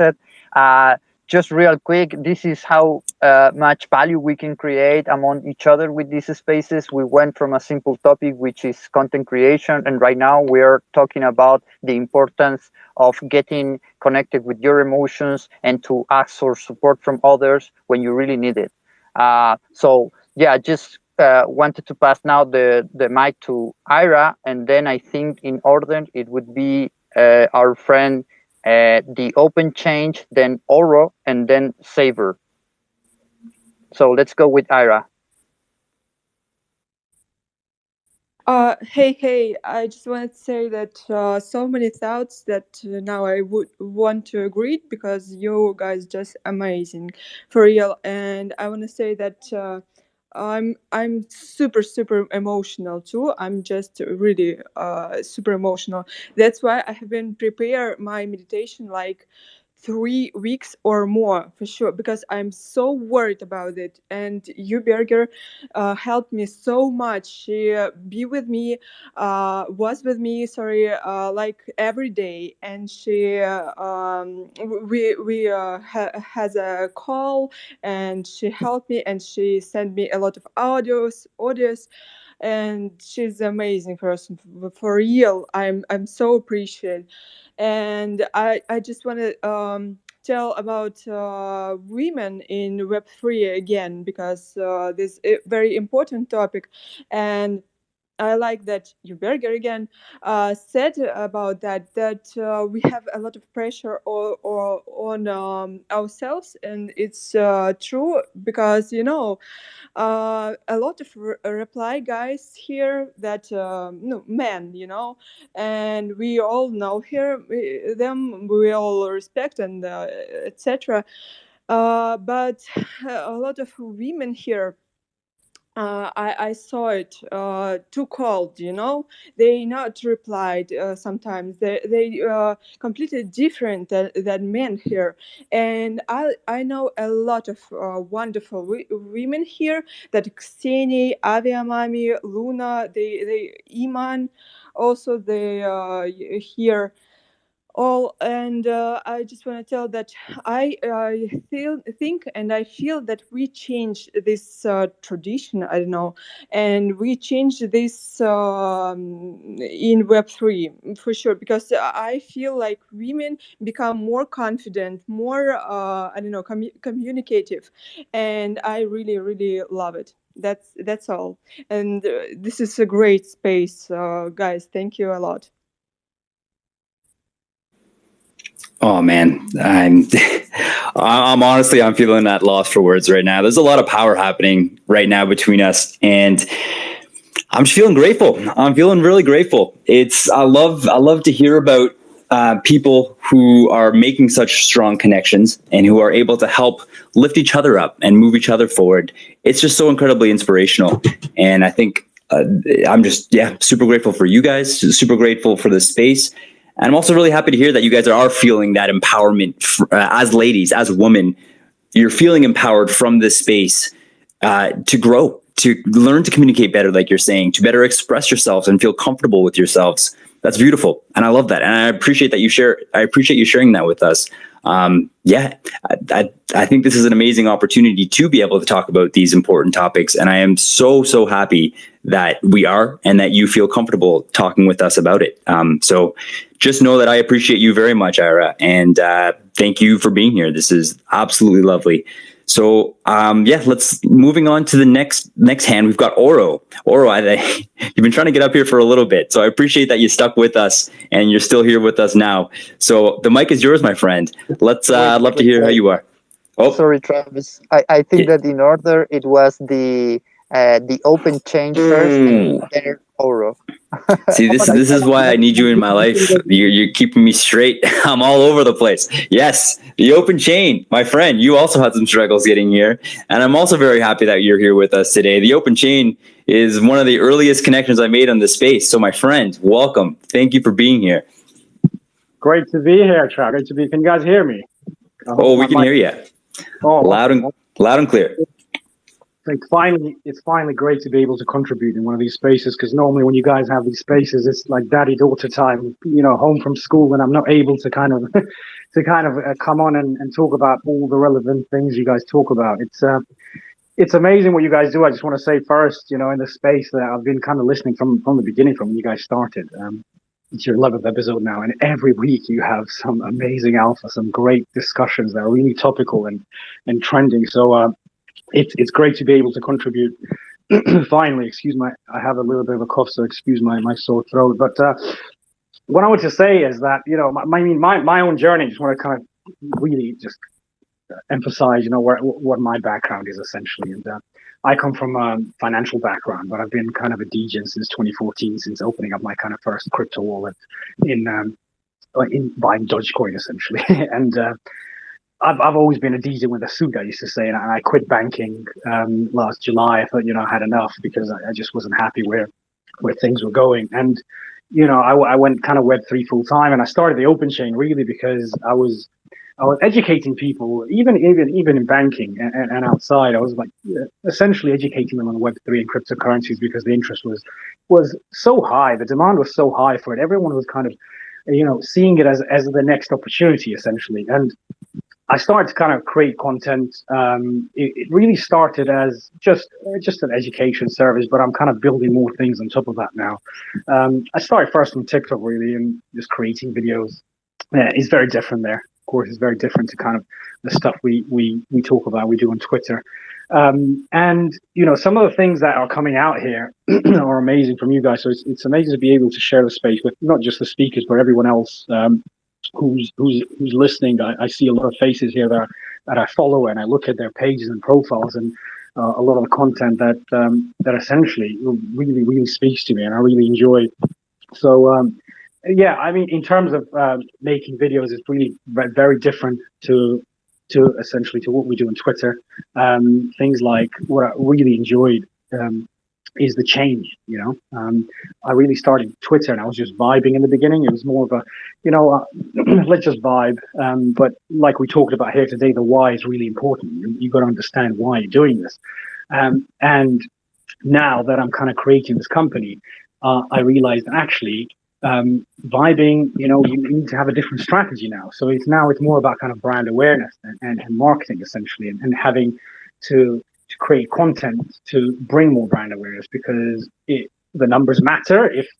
If you are a project founder, if you are trying to build something, then the numbers essentially matter. You want more engagement, you want more people to follow you. So I've been listening to kind of a lot of spaces and people what they talk about in terms of content creation, and some of the things that were mentioned here today as well by some people who are amazing at what they do. And I think the key, overarching theme that came out of it was really, I went on a space with NFT God this week, and some of the things he was talking about, things that matter. The three kind of overarching themes are authenticity, creativity, and consistency. So I know authenticity we talked about a lot, and it comes across, that human element. Who are you? Really, that comes across in a lot of people's tweets and a lot of people who create content. And I'm glad, we're sharing this space, this environment where, especially in Web3 Matters, where that is kind of an overarching theme as well. You guys have come across really authentic. I really admire kind of what you do and the content you guys put out there, both you and Quantic, but also all the other people in this space. And then the creativity, again, you could, we talked about niches, for example. You could have a niche. You might want to kind of have a bigger audience, like Saber said, but essentially what you do with that content, even if you are in the niche, even if you're just kind of making one type of content for one specific audience, is about, having, being able to pivot, essentially, being able to be creative. And then the third thing is consistency. Now, we all know kind of the human elements come into it. So, real life sometimes gets in the way. You might not be able to always create content, but just getting your essentially your audience engaged and getting them to also educated on how often you're going to post. So, you kind of manage your time yourself. How many posts you can make a day or how many posts you can make a week. And then just managing that and getting the audience educated on that and having that consistency to at least meet those times, even if it's just one a day. You get this one every couple of days. But kind of those are the three kind of overarching things I got, and I thought I just share with you because it's coming out here, in a lot of the discussions. And then the human elements are really important. So the kind of the psychology we're talking about, what you go through, what motivates you. So, and everyone has different motivations, right? But you always have to bring it back to the why. Why is it that I'm doing this? Are you doing it just to vibe? Great, then just vibe. Because, a lot of the time when I first started, in Twitter especially, is literally I was just tweeting whatever I thought of, whatever my feelings were, just to express myself. And then it kind of became more of an educational piece. Okay, let me just talk about the upcoming trend and what's happening in crypto today, what's happening in NFT today, and putting kind of my spin and take on it. But now moving on to the next stage and planning and with all the stuff I've got planned for kind of the open chaining where I want to go with it and trying to kind of give it a bit more structure, a bit more meaning going forward. So all that stuff is in the works. But I'm learning a lot from you guys. I'm learning a lot from everyone in the space. I'm learning a lot, just essentially to be in Web3, but the environment matters. So this is what we said. This is the last thing I'm gonna say. I promise.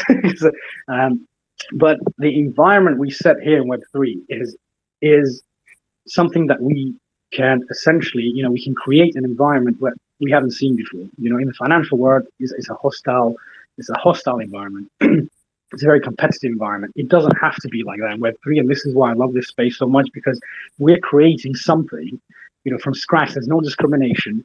There's no things like, competition that's toxic.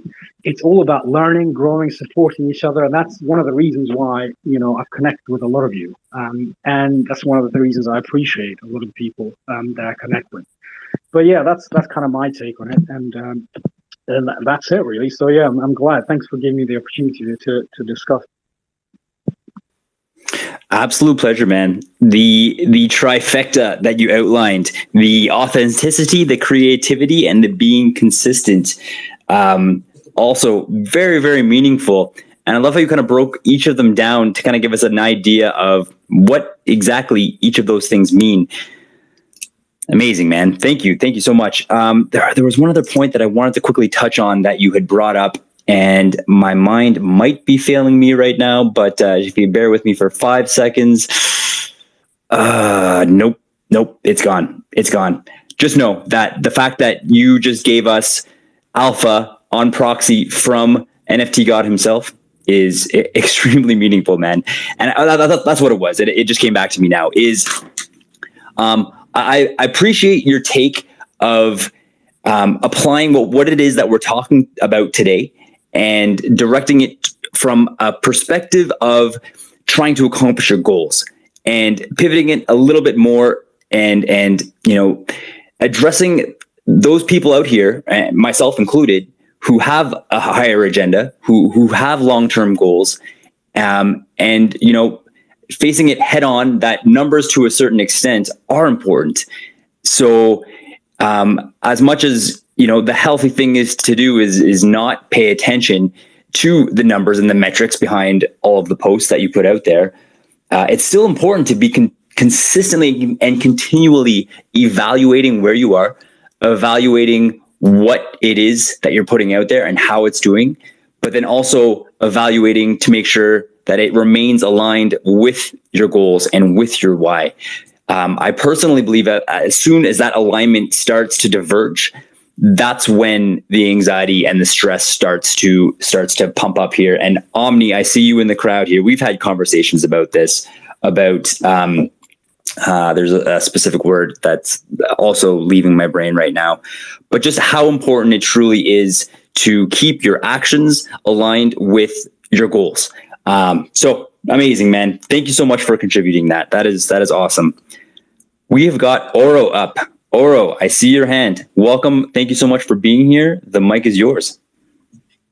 Hand is now down. Let's go. Hey, everyone. I see a lot of faces I know. There's like Trev. Thanks for hosting this thing. I see Yulia. I see Chunky. I see Quantic. I see Era. I see Busha. NFT Universe. Everyone. And even Chewy as a listener. And Saber as a speaker also. I just saw him right now. I hope you guys are doing all right. I've listened to all of you. It's an incredible story for all of you, especially like I've heard the Yulia story with the emotional part. Yeah, it's sometimes, and I think as content creators, sometimes you gotta have those downside motivation where you have like less less likes, less comments, less retweets. Even if you're hosting space, on one space you're gonna have like 70 listeners. You will be holy shit, this dopamine is so insane. Let's do this more. And the next space is gonna be like 10 listeners. Yo, and yeah, I feel it, and you need to keep that motivation, and you need to understand why are you doing this. Are you doing this for numbers? Yeah, then that's not a good idea. It's like if you're doing a job for money. In the end, you're not gonna find joy and peace in yourself, right? And on content creation, it's the same thing.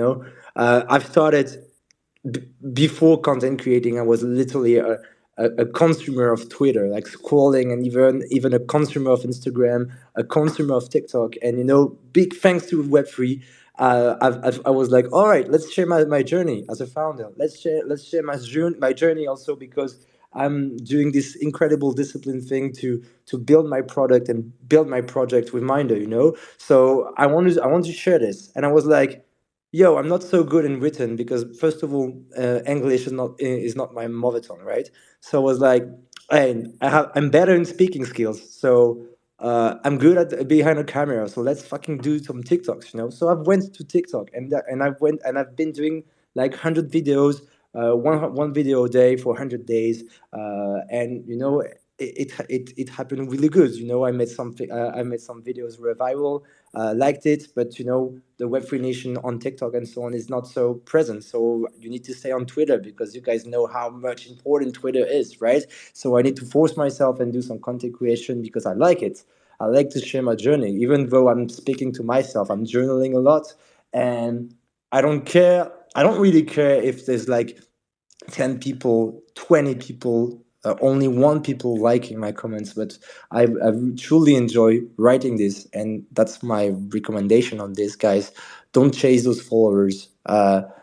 Be satisfied with what you're doing. Be proud of your work. Be proud of what you're writing, and you know, enjoy making those new connections. Enjoy doing those new networks. And yeah, I can't agree more with. I think it was the open chain who said like, yeah, you're growing together and so on. Yeah, you're right, you're growing together, but also you're solo and you're alone behind the screen. So sometimes the motivation is lacking, right? And you need to get that pod, like Julia was saying, like she has her era friend and Bushara as a father, you know. So you need that pod to grow together because you know Twitter is so big, so big, and you sometimes you're gonna feel lonely among all this content and this thing that people are like rising up, and you feel that you're not evolving or not growing forward. So yeah, in the end, just enjoy, guys. Enjoy the process. Find your format of content creation you love, and just stick to it. That's all, guys. Thanks a lot, Trav. Oro, my man, I love your vibe. Man, you are bringing the energy today. This is awesome. I'm gonna track you down on TikTok, man. I've literally just busted into that world, so I'm gonna find you and I'm gonna check out your 100 posts, and I'm excited. It's in French. Oh, parfait. Je You know, parle un peu de français aussi. oh, that's amazing. Because you know what? TikTok is like, even though you're using a VPN and so on, they know that you are posting from France or from the country you're at, right? So the thing is, if I'm posting some English content, there will be like only French people and also British people that will be touched, but American people never. You know, because they know, even though I have the VPN on America, they will know that I'm posting from fucking France. You know, so that's the problem. So the only thing I need to do if I want to post some English content, it's basically to reach one guy in the American soil and tell him to post my video. You know. Sorry to Okay. jump there. I'm sorry. It's just that I'm super curious to know how can they know if you're using a VPN that you're not in America? I can't take my friend. I'm not a tech developer, but definitely I've studied the thing and I've tried those things. I've tried to post in English. I have no fucking reach from America, you know, and I've checked a lot of forums of TikTokers. I've reached some TikTokers with like 100K followers, 200K followers, and they were like, "Yeah, man, if you want to post." Even if you're a British guy, this guy was like literally asking to one guy in America to touch America to post from America, you know. And I don't know how to do. They recognize that you have a VPN, but even if you're paying the biggest VPN, they can somehow know from where your phone is, right? Because you need to. Well, I'm posting from my phone, like a lot of content creators on TikTok, Instagram, and so on are posting from the phone. So yeah, they managed to see from where did you maybe download the application of TikTok, you know. So yeah. I feel like that's an entire space in itself. I would love to learn more about that kind of stuff. Quantic, do you have any experience in TikTok? No, not at all. This space has given me so much alpha about it. Oh man, yeah. That sounds like there's so much potential there. Awesome, man. Well, hey, Oro, my friend, thank you so much for sharing with us. Thank you for being here, for supporting us. Dude, absolute pleasure. I'm not sure that we've actually spoken before. Am I about to take my foot out of my mouth? I'm not quite sure, but my heart tells me I don't think we've connected before. So awesome to connect with you, my friend. This is great. Appreciate your time. Okay, so I've got a couple other people requesting to come up. So within the next few minutes, I'm just going to start cycling through some people here. And in the meantime, Chunky, I see your hand up. So I'm going to send the floor to you, my friend. Thank you so much for being here again. Another guy who's always putting out authentic, genuine content that will speak to your soul. There's no way around it. It will help you become a better person. So Chunky, my friend, thank you so much for being here, and the mic is yours. Yo, Trav, thank you so much for bringing me up again. Yeah, I figured I didn't know that like Android is not working. I mean, Twitter Spaces are not working for Android. It's kind of weird. I actually got BlueStack up right now, and I mean, this has nothing to do with content creation, but I just found it interesting. There's a section for Web3 gaming on BlueStack. So if ever you're into that, like just take a look on BlueStack. There's some games on here. It's kind of interesting. But I kind of want to circle back to the. Oh, sorry, go ahead. Sorry, Chunky. Yeah. What is BlueStack? I've never even heard of that before. Do I live on that heavy of a rock that I have no idea what that is? Yeah, BlueStack is like a Android or iPhone. It's a mobile simulator.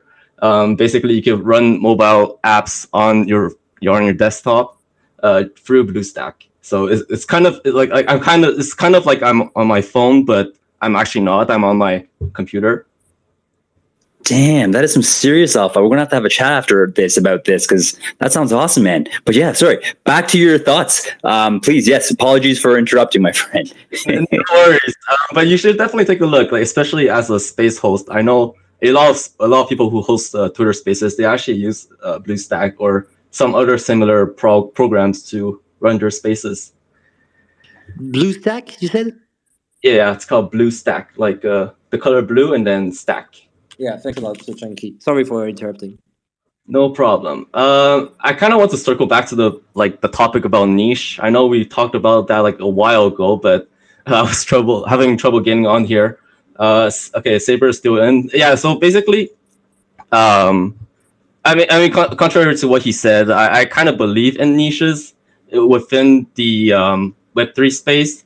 So, for example, if we want someone who is focused on TA, then that person will speak specifically on TA. So whenever we visit that person's profile, that's the type of content we'll be expecting from them.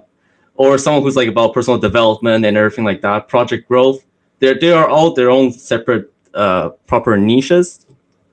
But I do believe that eventually we'll hit a plateau. Like there's not unlimited number of people in Web3. So that's when you have to start to reach out and grow. But when you just started, it's very important to have one so that people is able to understand what you're really about.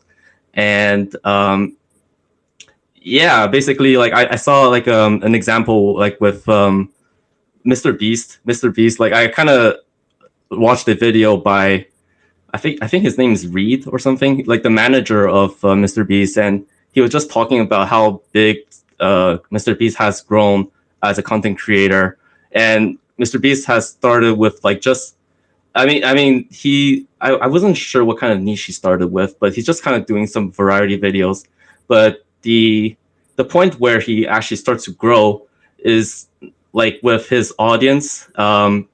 He was focused mainly on English speakers at first, but then he realized like English speakers, there are only 15% of the people in the world that are actually speak English.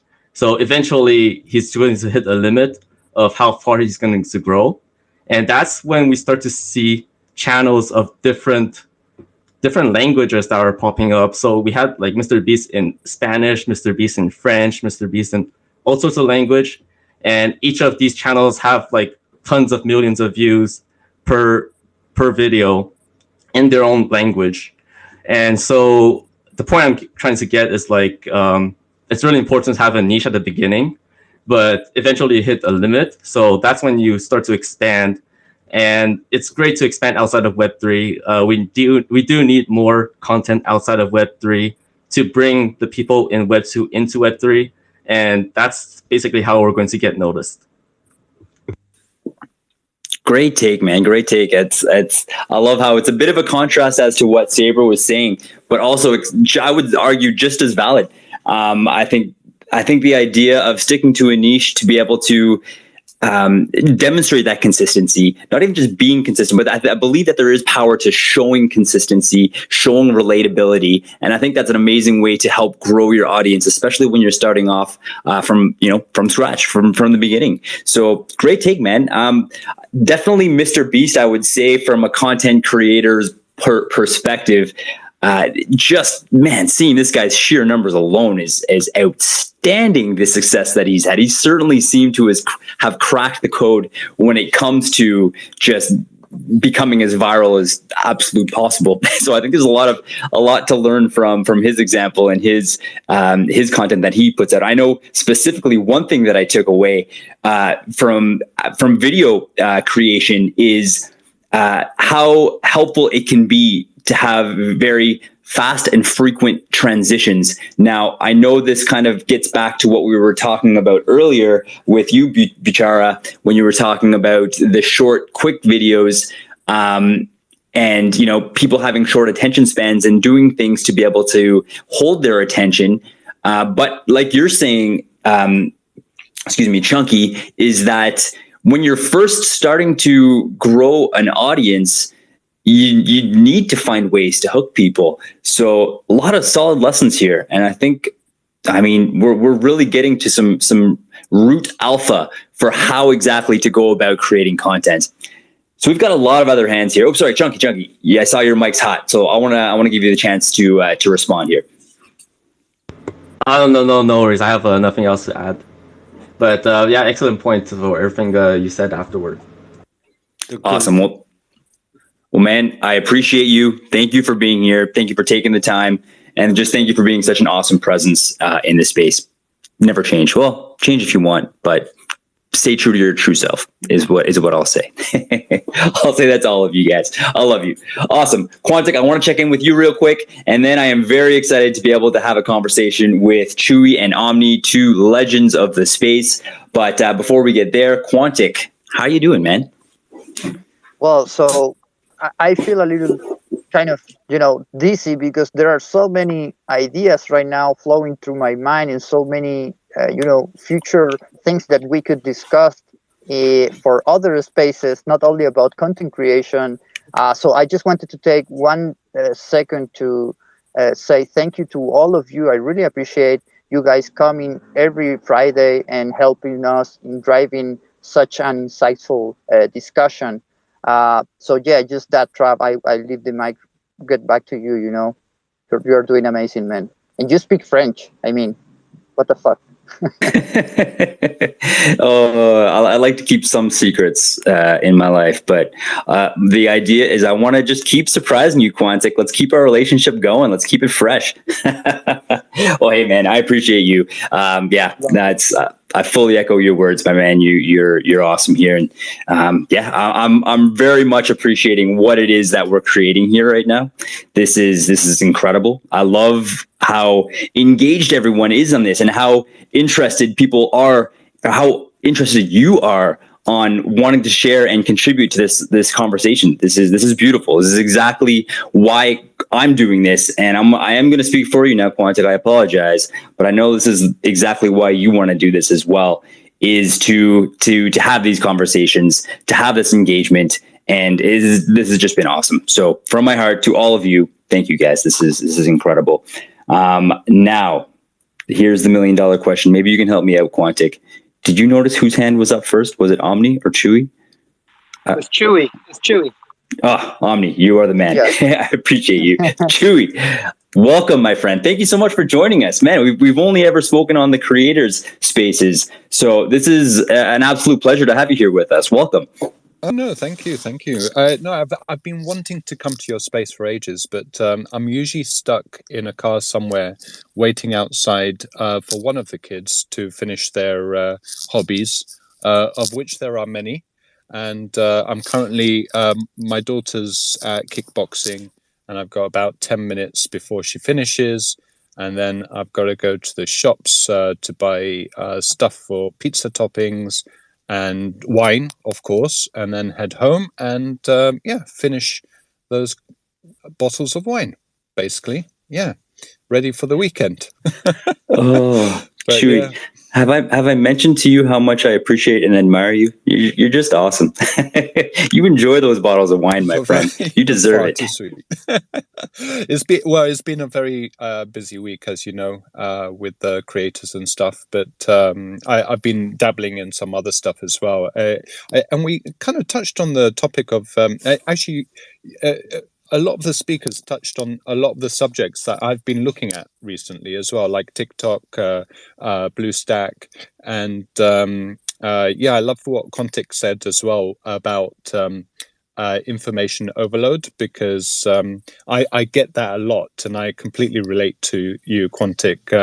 I'm somebody that kind of likes to absorb information, but if I absorb too much during the week, it's just too much for me, and then I just need the weekend to kind of reset my mind and allow that information to kind of like dwell on me a bit, before the week starts, because I like to do my research and read and stuff like that. So yeah, a weekend's a good time to kind of just digest everything that I've learned during the week.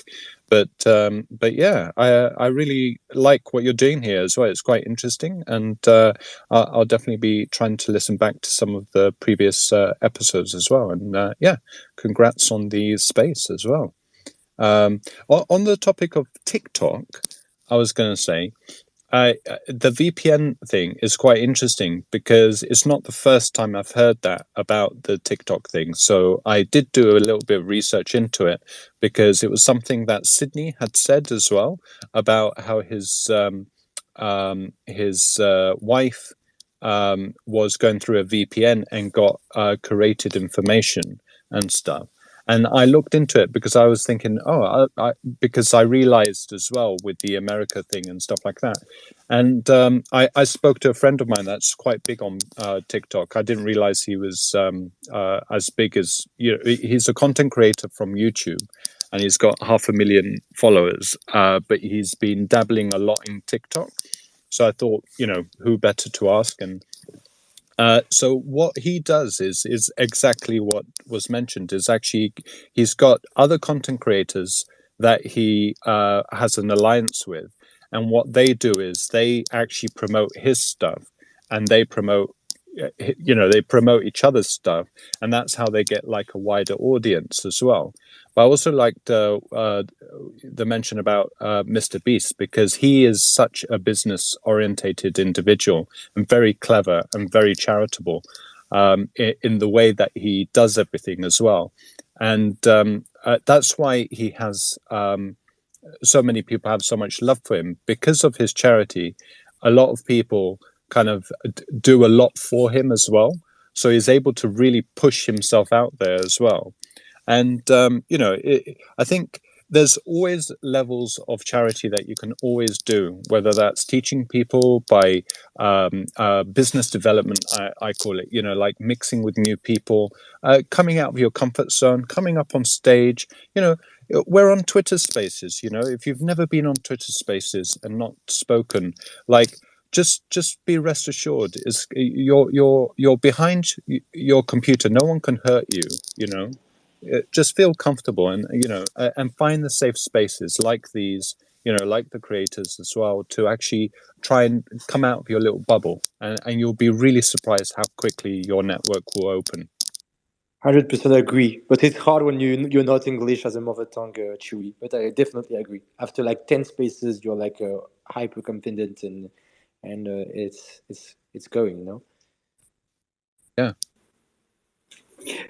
Oh man, there were two things that you touched on, Chewy, that I think are really, really important, and that we that are new to the conversation. The first one of cross promotion. I think you're absolutely right. There's a ton of power in combining communities to basically expand your reach in an exponential way.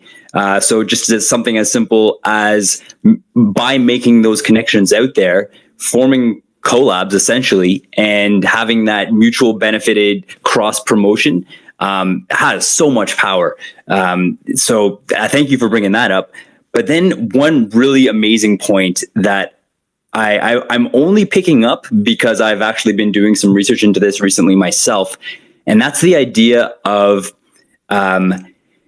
So I'm trying to think of the most effective way to frame this thought, because it is really important and it is really powerful. So going back to talking about our whys, when you're creating your why, if you can incorporate part of your why being of service to other people, this will, I truly believe and have felt from my own experience, allow you to sustain your journey, because what you are doing, you're not, it's not self-oriented. You're focused on helping those around you. That in itself will propagate its own energy, its own motivation. And I truly believe will help just allow you to propel whatever it is you're doing forward for the long term. But then also just the pure gratification. I'm trying to combine gratification and satisfaction. I'm gonna go with it. That pure gratification of helping other people out, it just adds so much more meaning to your work and will allow you to connect so much easier with other people. So yeah, my man, thank you for bringing that to the table. I think that's so much value in those 2 points. I just want to give you the mic back if you had anything else you wanted to respond to that or add to that. But yeah, the opportunity is there if you'd like to jump on it, man. No, all good, all good. I'm kind of just enjoying just listening to everyone talk about these subjects, but I thought I'd throw my 2 cents in about TikTok. By the way, I was massively against TikTok myself because my daughter was pressuring me into installing it for her, and I finally kind of gave in, but not until I basically did mountains of research. You know, you don't just give your 12-year-old daughter TikTok and without any control is what I learned. And I'm able to control everything she does through my phone, and even in terms of restricting time that she spends on it as well. And I also encourage her to talk about stuff that she may find, shouldn't be allowed to be seen by somebody that's 12 years old as well, and things like that. And it's been really positive, to be honest. I think she kind of enjoys kind of like the different ones that teach her how to do stuff, and so a lot of the creative stuff that she receives is about that. So, and then she's kind of she's into football and kickboxing, so she gets a lot of that kind of information as well. So as long as it's that, I'm okay with it. So. Wait, sorry to interrupt, but Chewy, can you actually see what your daughter is looking at on TikTok from your phone? Yes. That's amazing. That's amazing. Yeah. So she didn't know, and then discovered one day because she could see that I think she went onto my phone to use Safari or something, and she could see that I was getting her whole feed, and she was shocked. And and so now I'm pretty sure that knowing also that I can see everything she's doing as well probably adds to her paranoia, which is good. It's Big Brother at its best. That's centralized control at its best. That's dope to actually like limit the what your children can see. That's dope. Yeah, no. The thing is, I mean, when she's 16, she'll definitely have a lot more freedom to view stuff, and I mean, she goes to a school that they talk about a lot of the subjects as well that's in the limelight. They were talking about your one that's in prison in Romania at the moment. And about his views towards women and things, and they seem to have a good handle in terms of how they bring up the subjects and talk about them. So she's quite a mature 12-year-old. I love that, man. For any parents out there looking for the alpha on managing TikTok time, that sounds, I mean, I'm not a parent, so I can't really speak truly to this, but I mean, that sounds pretty awesome. That's actually one of the reasons why I'm not a parent. And I'm not going to go too down this rabbit hole because I want to stay on topic here. But I'm terrified to expose anyone, especially my own kids, to everything that's out there. Holy smokes. So I admire you. I admire all the parents up here for managing their kids during a time where social media is so it makes everything so incredibly accessible. That scares the heck out of me. So I salute you, my friend. That's the other thing as well. I mean, how are we going to manage that also through decentralization as well? How do we, manage those controls for our kids during that sort of like that onboarding phase as well? And I like to think that there's stuff that's been developed in Web 2 that we can bring over into Web 3. That can add that element of safety, I suppose, and security that we want for our, kids. Love it, Chewy. Actually, that I do plan on having that be a topic of one of our spaces moving forward. So just going to throw that out there right now to you and to anyone. If you're interested in a future spaces about security on Web3, this is the idea. Let me know. We'll talk. We'll collaborate. That'd be awesome. Okay. Couple of quick things here, everyone. We still have a bunch of hands, which I love. Please don't put them down. This is fantastic.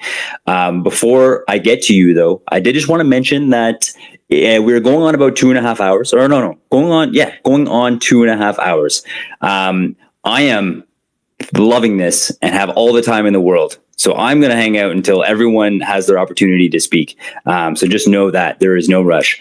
Also, Quantic did have to leave. Something urgent came up on his end, but he wanted me to express the love and gratitude to you all for being here and for making today such an awesome experience for him. So just to make sure that you guys are aware of that, this has been fantastic. And before I get to the hands, I just wanted to quickly check in with you guys, Ira and Weiberger, see how you guys are doing. Our guests of honor here today. Was there anything you guys wanted to mention? Anything you wanted to bring up before we go too far ahead? Well, I just wanted to mention that what Chewy said, that he's managing the time of her daughter being on Twitter. I would say that many adults have the same problem, like on Instagram, on TikTok. It is a tough thing.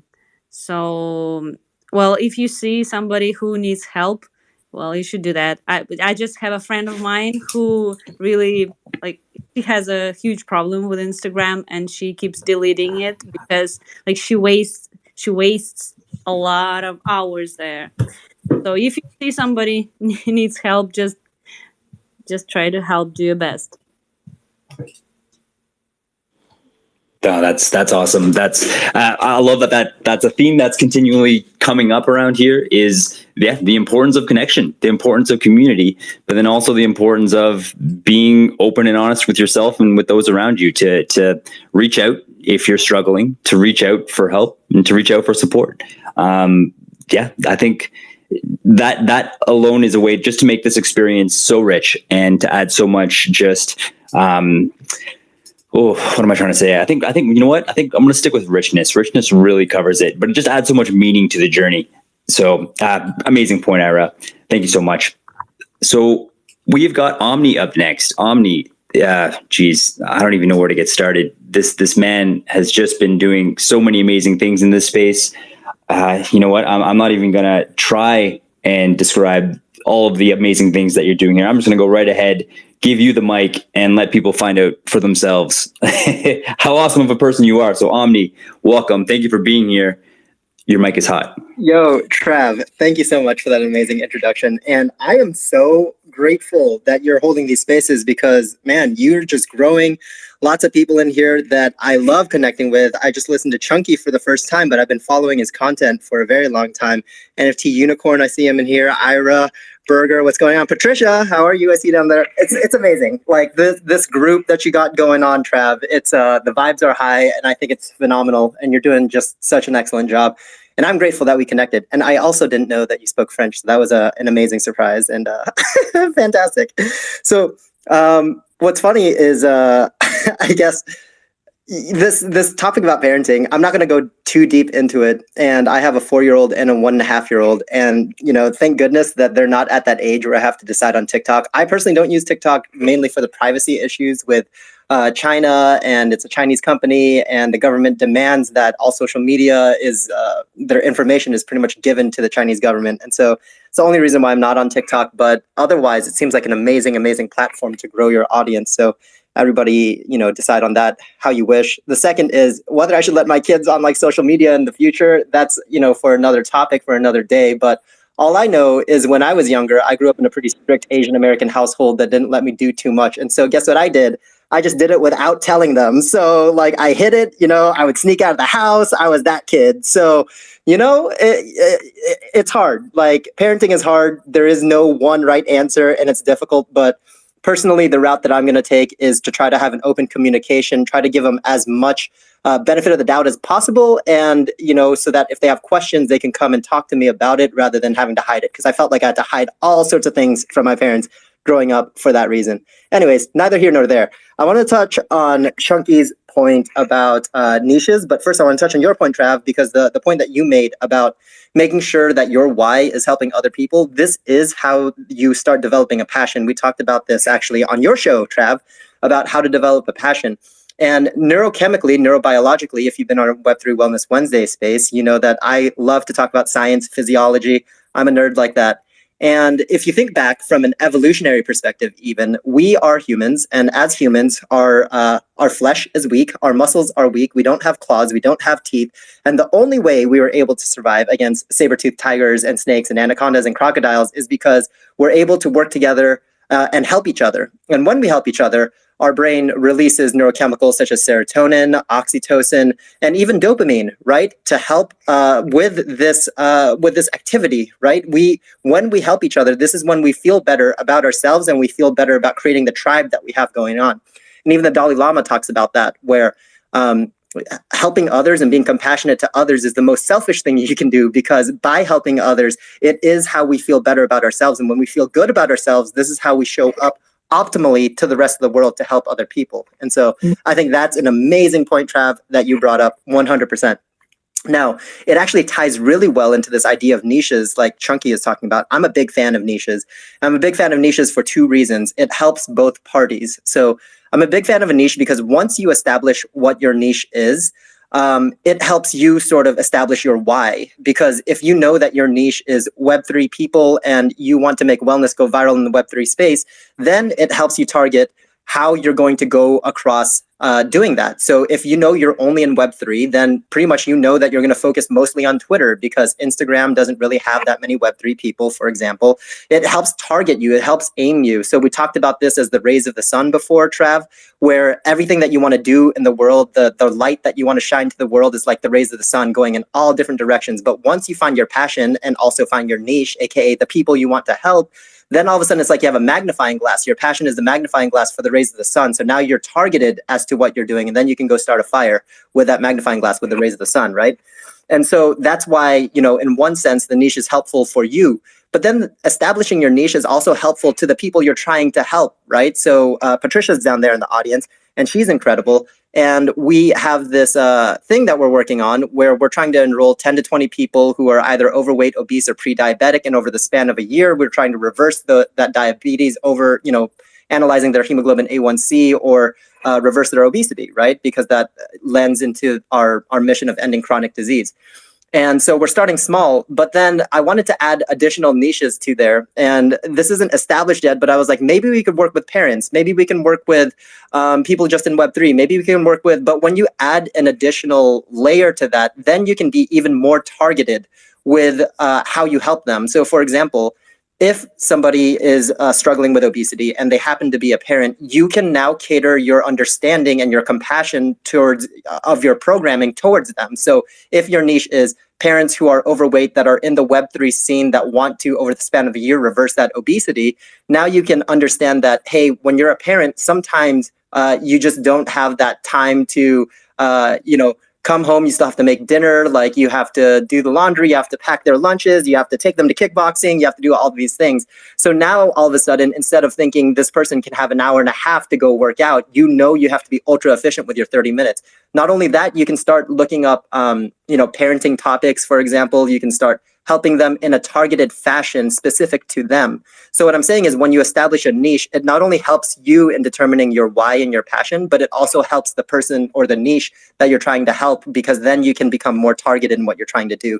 And so that's why I'm a big fan of niches, especially in the very beginning. But as you guys mentioned, ending all preventable chronic diseases doesn't stop at parents in Web3, but it helps you get started. So if you think of like a spiral and you draw a line in the middle and it slowly goes out further and further and further, that's kind of how I see this going. So if we're trying to help all people with chronic diseases, but you have to start off in the very middle first, right? And then you imagine drawing that spiral going further out and further out and further out, but you start off with a niche and then you spread, then you spread, then you spread. And then that's the plan. I mean, that's actually the macro plan that Patricia and I are working on. And but I think that it was a revelation when I came across this idea about niches. Last example, Alex Hormozy did a book called, what is it? Is it like $6 million idea or something like that? And in there, he talks about selling a workshop to people for, what is it, time management or something like that. And he's like, what can you sell that for? I don't know, maybe $20 for a weekend, and then you get like 100 people in there. But now let's say you're selling a time management workshop for parents. Okay, well, it's for parents. And so since time management for parents, because it's more specific, let's charge, $50 to $100 for that. Now let's say you're going to do time management for parents who are also executives. Oh, well, all of a sudden it's for executives. Like, it seems rational to now charge it for $999 or something like that. And he keeps going out further and further and further. So not only can you help more people by being more targeted, but they're also willing to pay more because the value that you're going to provide because it's targeted is also more. So it helps everybody in all aspects, in my opinion, to find your niche and figure out how to help them. Thanks for letting me have the stage. Omni, I'm just going to hand this crown over to you right now and declare you the metaphor king. The sun rays metaphor. Yeah, I know you said this last time, but holy smokes, that just brings that concept to life so powerfully. And then I love the expertise and the wisdom that you brought to the idea of niches as well, with the spiral and really bringing that to life with the idea of the inverse correlation between, I'm trying to get my numbers straight here. You've got increased perceived value as that goes up, as your focus goes down, that will increase hand in hand. And well, the other one, anyways, I'm losing my train of thought here. Man, yeah. Awesome. Thank you so much for taking the time, for joining us today, and for expanding on these amazing topics and for bringing them to life. Yeah, I'm sitting here speechless because every time that you come, you just sprinkle just all of the value here in the space. So before I move on to the next hand, I just want to give you back the mic here. Just, yeah, did you want to respond to anything that I said? Did you want to add anything at all? I just want to give you that opportunity, my friend. I don't want to hog the mic, man. It's a beautiful space that you have going on. Really, really appreciate you. I think the last thing that I'll add, since we're mostly on Twitter, is I personally like writing sort of longer form content anyways. I know that there's this discussion about, when you're creating these short form content for people, these videos and things like that. I agree. I think short clips for people with short attention spans, it works in maintaining and growing an audience.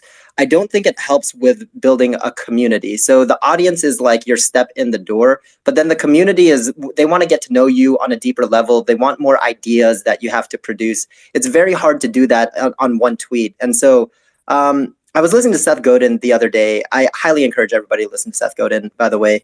But he was, he talks about these things like people like us do things like this. And yeah, he understands also that in this day and age, the attention span really does seem short. And it depends if you're trying to cater to everybody or if you're trying to cater to a very specific group. And it's very hard for a specific group to know who you care about if you're only writing in tweets.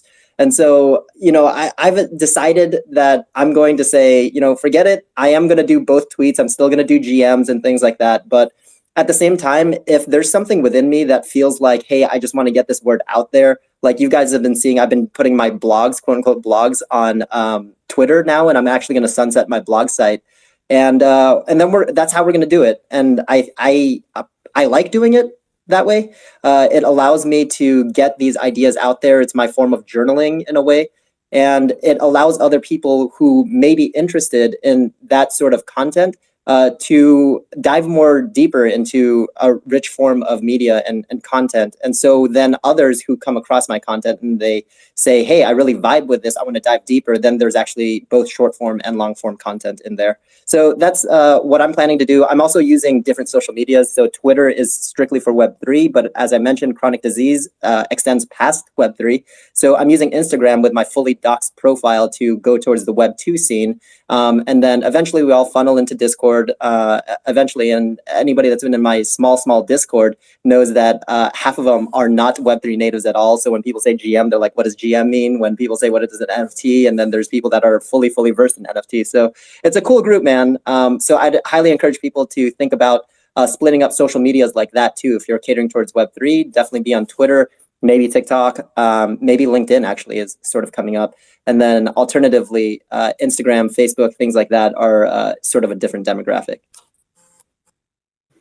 Incredible, Omni. I love how this topic transcends Web3 and how we've really brought up a lot of different ways that you can expand your audience, in particular to people in Web2. And not only that, not only have we highlighted how to do that, but why and how that can help, help you move forward towards accomplishing your goals more efficiently and more effectively. So Omni, my friend, I just want to thank you once again, my friend, for being here. I've referred to you as my friend twice, and I'm about to do it one more time. So my friend, this has been absolutely awesome. Look forward to connecting with you in your spaces. Please feel free to pin up top to the Jumbotron anything you'd like to about your project. I fully support and endorse everything that you're doing, truly making a difference in people's lives in a very tangible way. So thank you, man. All right, we have got 4 more hands at this point, because what am I trying to say here? I am going to leave it at these last 4 hands, and we will start wrapping up here. I just want to keep these spaces as concise and as value heavy as possible.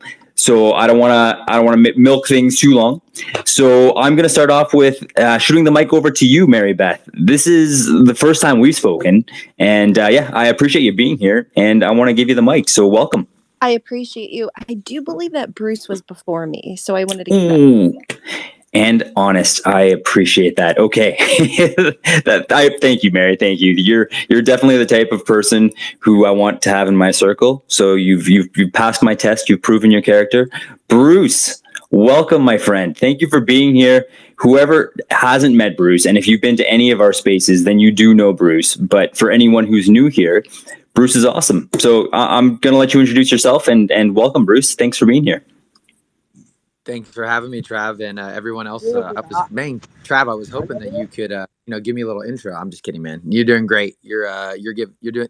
Anybody who doesn't know, if this is your first time in this space, Trav is obviously, it's very apparent from the first time you hear him talk. He's incredibly kind. He's incredibly positive.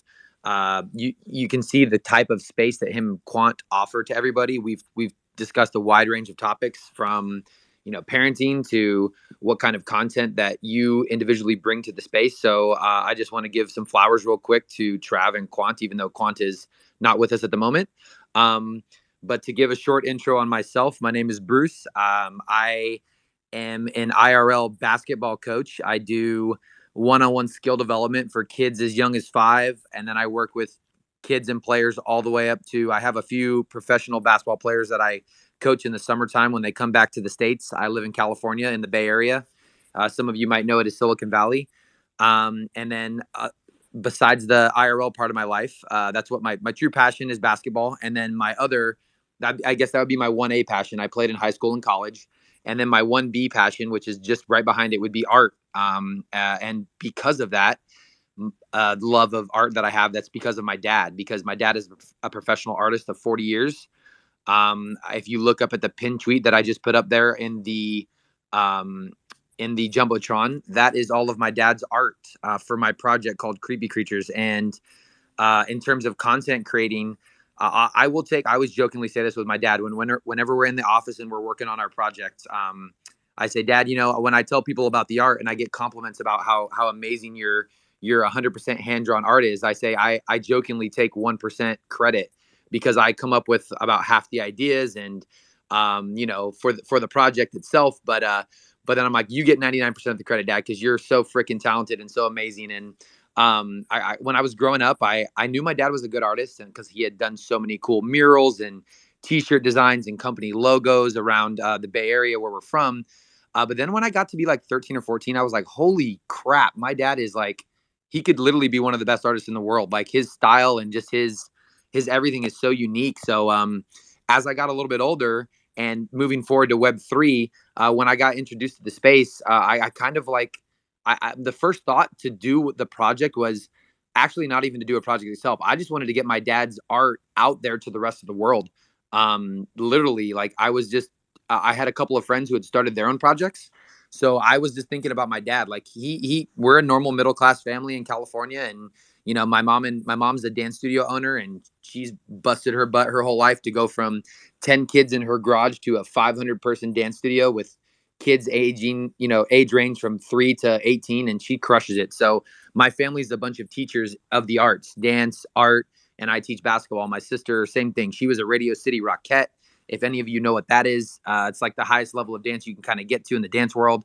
But anyway, back to my dad. So I talked to a couple of my friends who had started their projects at the beginning when I first found out kind of what NFTs were.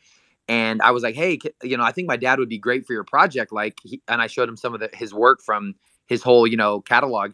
And they were like, oh, yo, like your dad's stuff is super sick, but like we're backlogged for 6 months. So, you know, we'll keep you in mind, but thanks. And then like after a week after those conversations, I was like, why don't I just start our own project? Like my dad is like basically my best friend. Like we get along great. We hang out all the time. He's like the 25-year older version of me, like looks wise and just personality. So I never get sick of him, even though we jokingly get on each other's nerves. But yeah, no, like, so I wanted to build something with my dad. And then so I came up with the idea for Creepy Creatures. And yeah, it kind of just evolved from there. And we've been working on it for 19 months. So I always tell anybody that's even remotely interested, if you like me, if you like the idea of the project, if you like my dad's art, connect with me. Like you could ask Trav, you could ask Ira. Like I've been talking to Ira in the DMs about my project and what she does for like the past 2 months. The open chain, I've been talking to him for like the past 3 months in the DMs. He's an amazing dude, and I was so happy to hear him talk for the first time today. Like I was like, does my man have a muzzle on? Like there he is. I love hearing the open chain talk because he is. I mean, you could see how knowledgeable he was about the financial sector, and he's trying to bridge people over to Web3.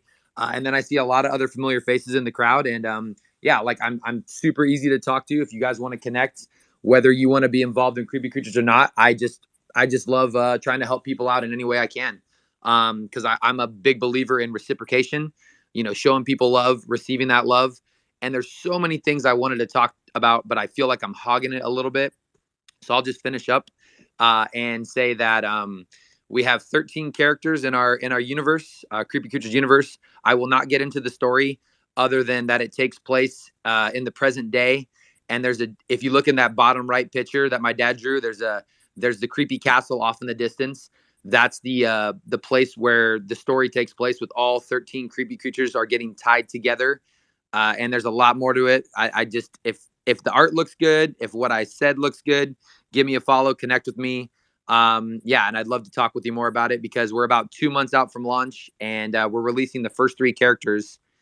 Probably we're looking at a May release date, and there's going to be 1,000 of each, so it'll be a 3,000 supply to start off. And yep, we're going to build out the IP, build out the IRL utility, which will include actual physical pieces of my dad's art and really high quality prints of each PFP. So yeah, if you're an artist, or if you're a fan of art, or you're a fan of storytelling like I am and being creative, connect with me, and I'd love to talk with you more. And if there's any questions real quick, I'm happy to answer them. Otherwise, I will pass it back to Trav, and then he can give it to the next speaker. Thanks, guys. Great to meet all of you. Can I just say, we with girls have a chat actually just now, and we talk about how wonderful this space, and Trav, you're great. And we're chatting about Bruce too. Sorry, guys. Yeah, but girls said that Bruce amazing and tell interesting things, and I said yes, he is amazing, and I always all the time enjoying our conversations. And I know you had have sorry, you have a great ideas, crazy ideas, creepy ideas, and I love it so much. And I love your connection with your family. Oh my god, just amazing. That's definitely a person who worth a follow 100%. So thank you.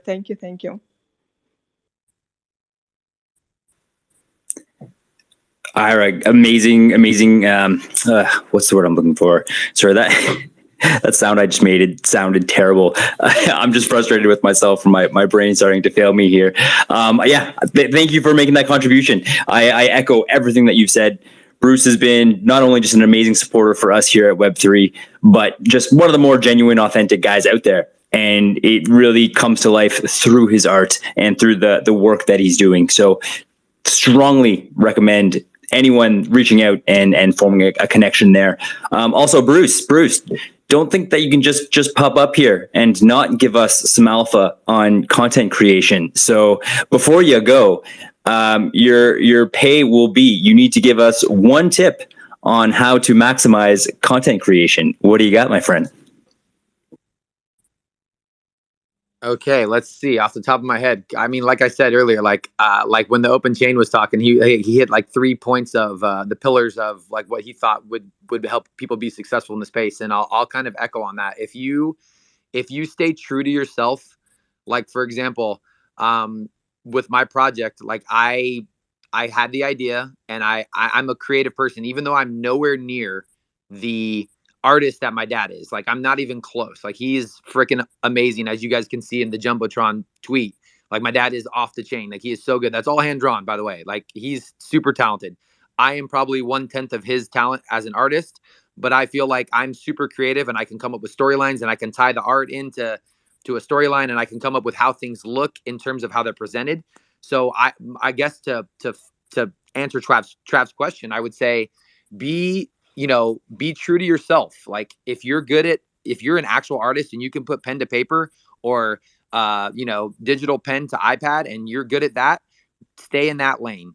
This also goes on to what Omni was saying, I believe, or Oro was saying about the niche factor. If you can really find your niche and then slowly expand out of that to get to a wider audience, because that's part of what we're doing here. Because you want to build an audience and get your brand or get your content out there. That's, in my opinion, the best way to not only build an audience, but also stay true to yourself in terms of your passion and your ability to come back every day. That's what I would say. Somebody's got a hot mic.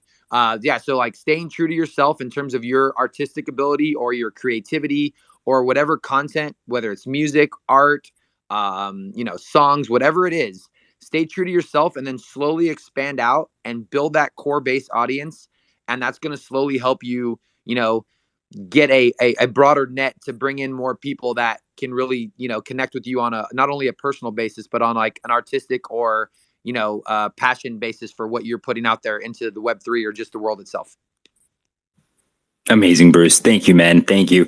The spiral metaphor that you brought to the table, Omni, is once again been brought to life from that fantastic breakdown, Bruce. I do appreciate you, my friend. Thanks so much for getting up here with us. Hold up, Abrima. We just so that you are aware, we go by hands here. So I'll just invite you, if you do like to jump in, please raise your hand and we'll get to you very soon. Okay. So thank you very much. Back to you, Bruce. Bruce, legend, my man. Thank you for being here. Always a pleasure. It's so great to have you in my circle and to be moving forward with you on this amazing journey here. So you're awesome. And again, don't change who you are to your core, please. I am going to send the mic to you, Mary. Mary, thank you so much for joining us. Pleasure to get to know you here. Welcome. Thank you so much, Trav. This is my first time in this space and then speaking with you, Trav. And thank you so much, Ira and Weiberger Girl, for co-hosting. My name is Mary Beth Salas. I go by Mary Beth, by the way. And my background is PR. So I was a public relations professional in the entertainment and sports industries.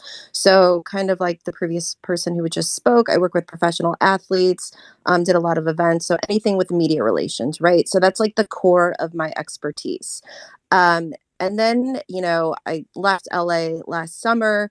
I work full time in Web3. So I do consult one Web3 company doing some PR branding and operations. And then I find myself as a content creator. Okay. So, and I'm going to touch on something that maybe some people don't love talking about, and that's money. So I figured it out on Twitter, right? Like last year, I spent thousands of hours on Twitter Spaces to the point where it built me up, got to know a lot of people, and then I started hosting my own spaces.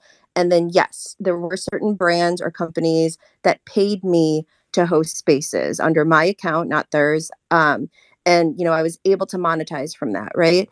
And so now I'm like, okay, so that's a commitment in itself. And I wanted to say, like, it's not just hosting spaces. I rarely use that word. I just use it for the sake of the space. But it's like production, like curation, right? So much work goes into that. So I figured out a formula for that. I just haven't relaunched it yet this year in Q1, or I guess we're almost at Q2 now. Wow. Because I don't know, there's something in me that's just like, okay, once I start, I gotta stick to it. So after many years of being anti-TikTok, I finally jumped on the TikTok bandwagon. Okay. For the same similar reasons as some other people, I didn't want to be on it. But I chose a niche that was completely outside of my scope of work, my professional work. And I decided to make TikTok my hobby platform. And one of my hobbies is fishing. So I use that just to put that type of content on. Like I go fishing, rivers, lakes, ocean, whatever. And because I made it so specific, it used to be real estate because I had my real estate license when I was working with athletes and PR, but I made it specifically fishing. And within weeks, I'm sorry. Oh, well, within weeks, I got 1,000 followers, and they were all part of a community called Fish Talk. And I was like, whoa, like this is real, right? People who are anglers who love fishing. And I'm mentioning that because I experimented with putting a different type of video of like what I had for brunch one day. It was kind of cute. And then I work out, and nobody liked it. But then I realized, okay. And then because I just hit 1,000 followers last week, that's the minimum you need to go live. I went live with the minimum amount of followers.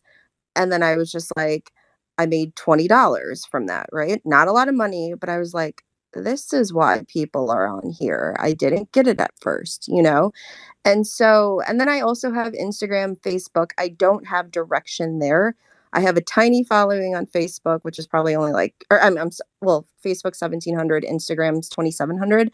But I'm sharing this with everyone for any insight because, like, at this point, I'm literally sitting on the fence. Like, do I go full-fledged content creator, or do I just stick with like my, behind the scenes consulting?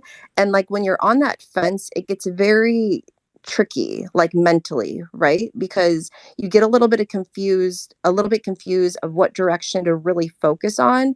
But then my head's always like, okay, I really should commit to content creation because that's my personal backup. Like no one's going to take that away from me. Consulting gigs can be taken away, but like if I do this for myself, that's always going to be there. So I was wondering if anyone had any thoughts on that. And like, yes, I do this stuff for fun, but like, let's be real here. Like, I make money too, right? Like, we're here to do that. And so that's kind of where I'm at. I just wanted to share a little bit about my background. And then that is my current situation. Just wondering if anyone could relate to that. Oh, man, Mary. First of all, thanks for sharing all that. Man, I feel like where you are is where I aspire to be in the very near future with all this. And I think that's really cool that you're sharing your perspective on, what the next steps are, how this is going to look from a longevity perspective. And I also just want to thank you for feeling that you could come up here and bring this to us and talk it through with us. Like, this is exactly what I want for this space, to be able to, for people to feel safe to come up, talk about what they're dealing with, and look for support. So Omni, I saw your hand shoot up right away. I want to give you the mic because I know you're going to have some helpful things to contribute here. So Omni, the mic is yours. Yeah, thanks so much, Rob. And Mary Beth, it's so great to connect with you and to meet you. I love your story. I think it's phenomenal, and thank you for sharing it with us, because this is really how we connect, right? Is really sharing each other's stories. You never know who might relate very well to your story. And I suppose we have quite different backgrounds. I'm actually a resident physician. And so, but there was something in me in medical school where I felt quite trapped. I was already $100,000 of debt. I was a nurse before going to medical school. Then I went to medical school. And then I was $100,000 in debt, and realized that medical school and how the traditional medicine is practiced really probably wasn't going to be my jam. And so I was conflicted, because I also realized in medical school of what I wanted my passion to be. So the reason why I went to medicine in the first place was because obviously I wanted to help people, but I thought that you'd be able to spend a lot more time with them than you did. I thought you'd actually be able to make meaningful connections. You create these connections, you get them to create a lifestyle change, you see them transform, not just physically, but mentally and emotionally, and all these things. And then you get there and you realize that you get 10 minutes to see your patient, and you see them once a year. And so I was like, oh no, like, what am I going to do? And so around that time, I started consuming content from these from different podcasts. So one of the podcasts that I talk about is Impact Theory, Tom Bilyeu, who I actually got to meet at Outer Edge LA from at a dinner, actually, which was incredible. It was amazing. I just got back, and it was an incredible experience. But about 7 years ago is when I was going through this entire crisis about what do I do?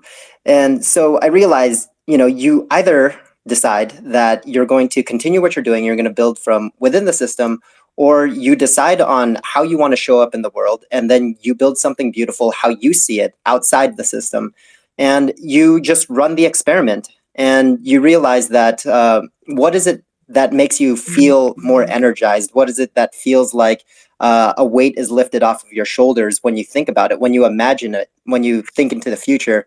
And for me, I decided to take both routes. And anytime that you have two difficult situations and you can sort of create, use both routes simultaneously, you can take both routes. So for me, I realized that, understanding physiology, understanding science, understanding how to read literature, scientific paper will all help if I can then synthesize it and explain it in a way that people actually want to consume this content. Then I can finally leverage this knowledge and information to help other people create a lifestyle change, lifestyle modification. So I actually started personal training people in medical school. That's why I started personal training people, and I saw the physical transformation, the emotional transformation, the spiritual transformation even. They just felt when they felt better physically, they felt better mentally, and then they were empowered to go and do these amazing things. And that's how I realized I wanted to show up to the world. At the same time, I have kids. I have a wife who decided to support me through medical school after we were both nurses, and we could have, sailed off into the sunset. And so what I'm thinking is perhaps, if you were to think into the future, how do you, want to present to the world? What is it that feels like a weight is being lifted off your chest when you think about it? And then I'm imagining, your consulting work might be able to blend in well with your content creation work. So the better content you produce, the more followers that you amass, the probably higher and better clientele that you might be able to get as far as the consultation work goes as well. I don't know. Someone's mic is hot, but I'm going to keep talking, and hopefully you can still hear me. And so, when given the choice between these two things, sometimes you can actually take both options and help each one leverage each other so that they're working in harmony. That's really insightful. Thank you so much. I just wanted to add really quickly, like I've I just have to do, right? Instead of like constantly thinking about it. I will admit though, so like when you're always on social media, like it's just so much noise and a lot of time all the time, right? And so like even when I go fishing with my husband, I'm like making videos, like I record a lot, but then it takes like 2 hours to edit a 30-second video. And I just feel like I'm not present. So like I've had to choose one day to never ever go on social media because it's literally the only day of the week I can turn my brain off, right? Because just from like DMs on Twitter to like watching the likes on TikTok, seeing if it works to editing this, and then it's like, shoot, I forgot about Instagram. You can like really jeopardize mental health. I'm not I'm that's an understatement. So, I don't know. I thank you so much for that, omnipotent. I think I just wanted to share, like, it's definitely, it's possible to make money. I'll be very transparent. Twitter last year, for 6 months out of the year, I was ranging 4 to 6 thousand, extra income doing Twitter Spaces. Right, that's a month. And so, like, and now that I'm like, I get bored too. I don't want to bring Web3 or marketing or PR to like every platform. I don't want to, right? So that's why I purposely made something random like, all right, all my fun fishing stuff's going on TikTok. So, and then I was like, okay, maybe I can be like that one Asian girl who fishes, on TikTok or something like that, because that's something that doesn't really exist on TikTok.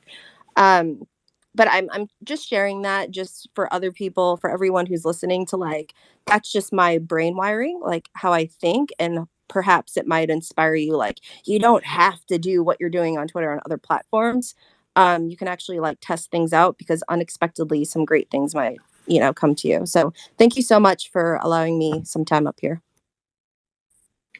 Oh, Mary, absolute pleasure. I gotta say, wow, hold on, I gotta catch my brain here. It was just starting to run off on me. The struggle that you outlined is definitely something that I'm sitting here and relating to a lot of what you're saying. It truly is a huge component of the content creation process. Getting back to the why sometimes is not going to be clear, and sometimes the path forward is also not going to be clear.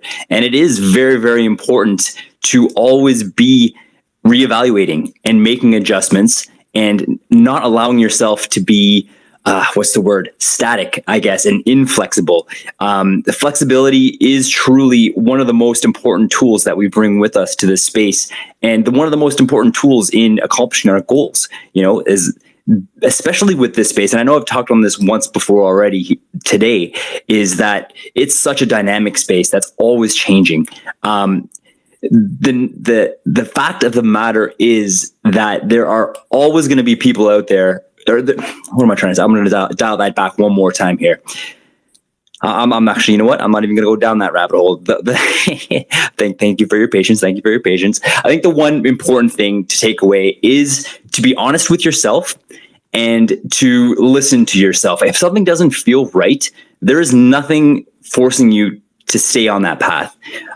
From what you're saying, Mary, I'm getting the feeling and the vibe that a change is necessary.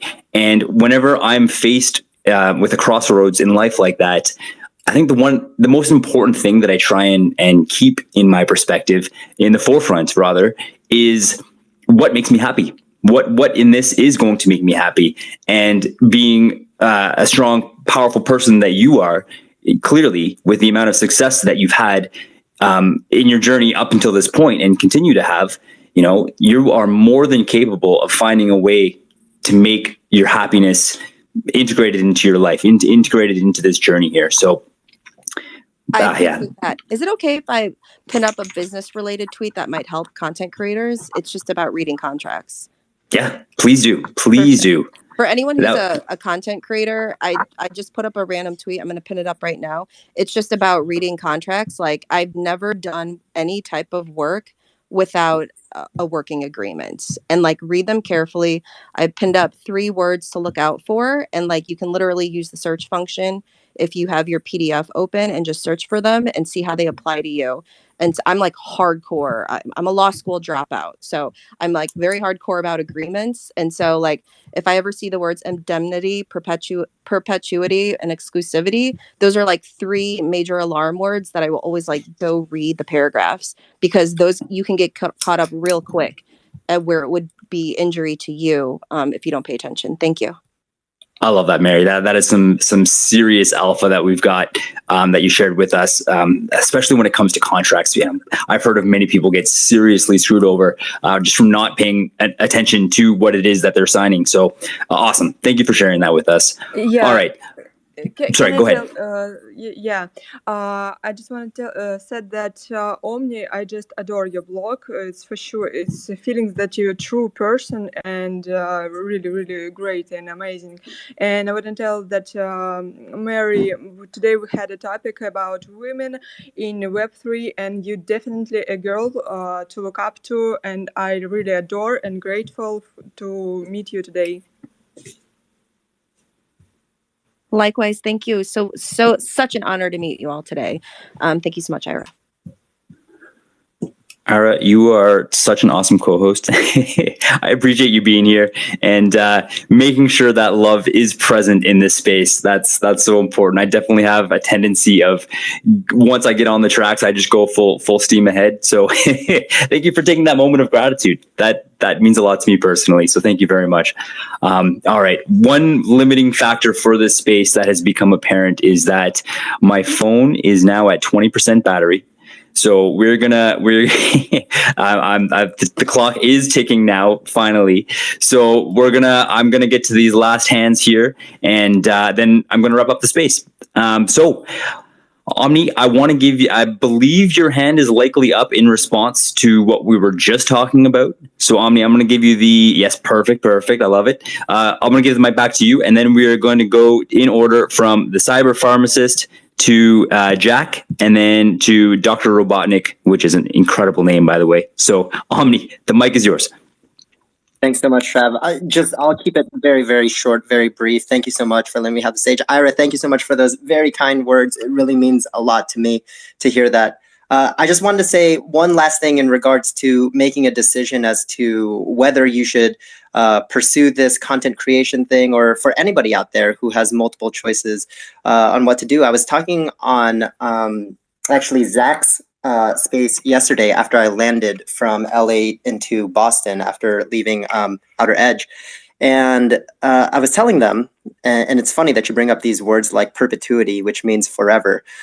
Realize that this choice, Mary Beth, that you make is not in perpetuity. And so I made this analogy or metaphor, whatever it is, about being on a plane, actually. So life is like you're on a plane. So when you're born, you take off, and when you land, you essentially die. But everything in between is where we live when we're living. And at any moment when the plane takes off, you're leaving LA, you're trying to get to Boston, and it's going towards Boston, but winds are blowing it off course all the time. You never know which way you're going to go, but you as the pilot, this is your job, is to redirect the plane back towards Boston to make sure you're headed in the right direction. Now, if you just realize that if the winds blow you completely off course, you're still in the air, right? Death is the ultimate destination, and that's it. That's where we're all headed. But realize you make a choice, you're still in the air. All it takes is a little bit of recorrection, and you're back headed in the right direction. So these words like perpetuity, these choices that we make every day is never really final. And so make the choice, you go with it, and then in every experience, you just realize that you learn from it, and then you can always course correct no matter what. And if you start heading towards Greenland, maybe that was the direction that you were supposed to head in the first place, The metaphor game is just so strong.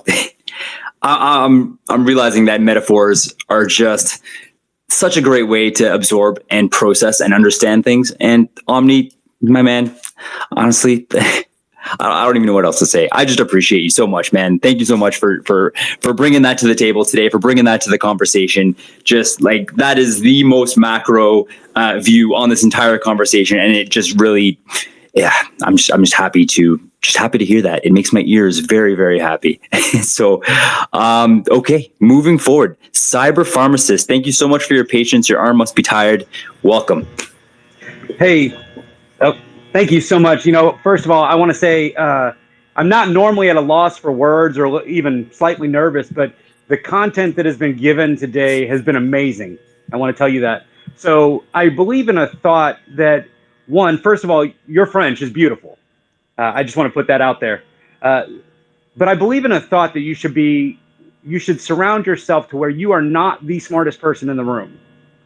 You should always strive to be in a group of people that are steps ahead of where you are now. They are in the place that you want to go. You should strive for that. But so many people have said so many things. But one of the things I want to go back to is something that Oro said. If you look at his page, if you look at his profile, it says the master of mindset. And it reminds me of a book by Carol Dweck under the name Mindset. And it just shows that you can either have a fixed mindset or a growth mindset, and you get to choose. So you get to determine what kind of thought processes you allow, and then you get to determine, you can switch this on and off as you see fit. So I thought that was a very important thing to remember. He also said something else. He said that Twitter can be a very lonely place. And it can be, because you are sitting behind a screen, you're alone, in your in real life world, and you're sitting there staring at a screen, or you're staring at a phone. Just remember one thing, that as content creators, we just launched our NFT project a month ago, and the socials just went live, and I immediately realized that I needed to time box things and set boundaries, because the deluge of information that comes at you, it is digital deluge. As I want to say it was Chewy that said this. He says, all this stuff comes at me all week long, and I've got to take the weekend to just process through it.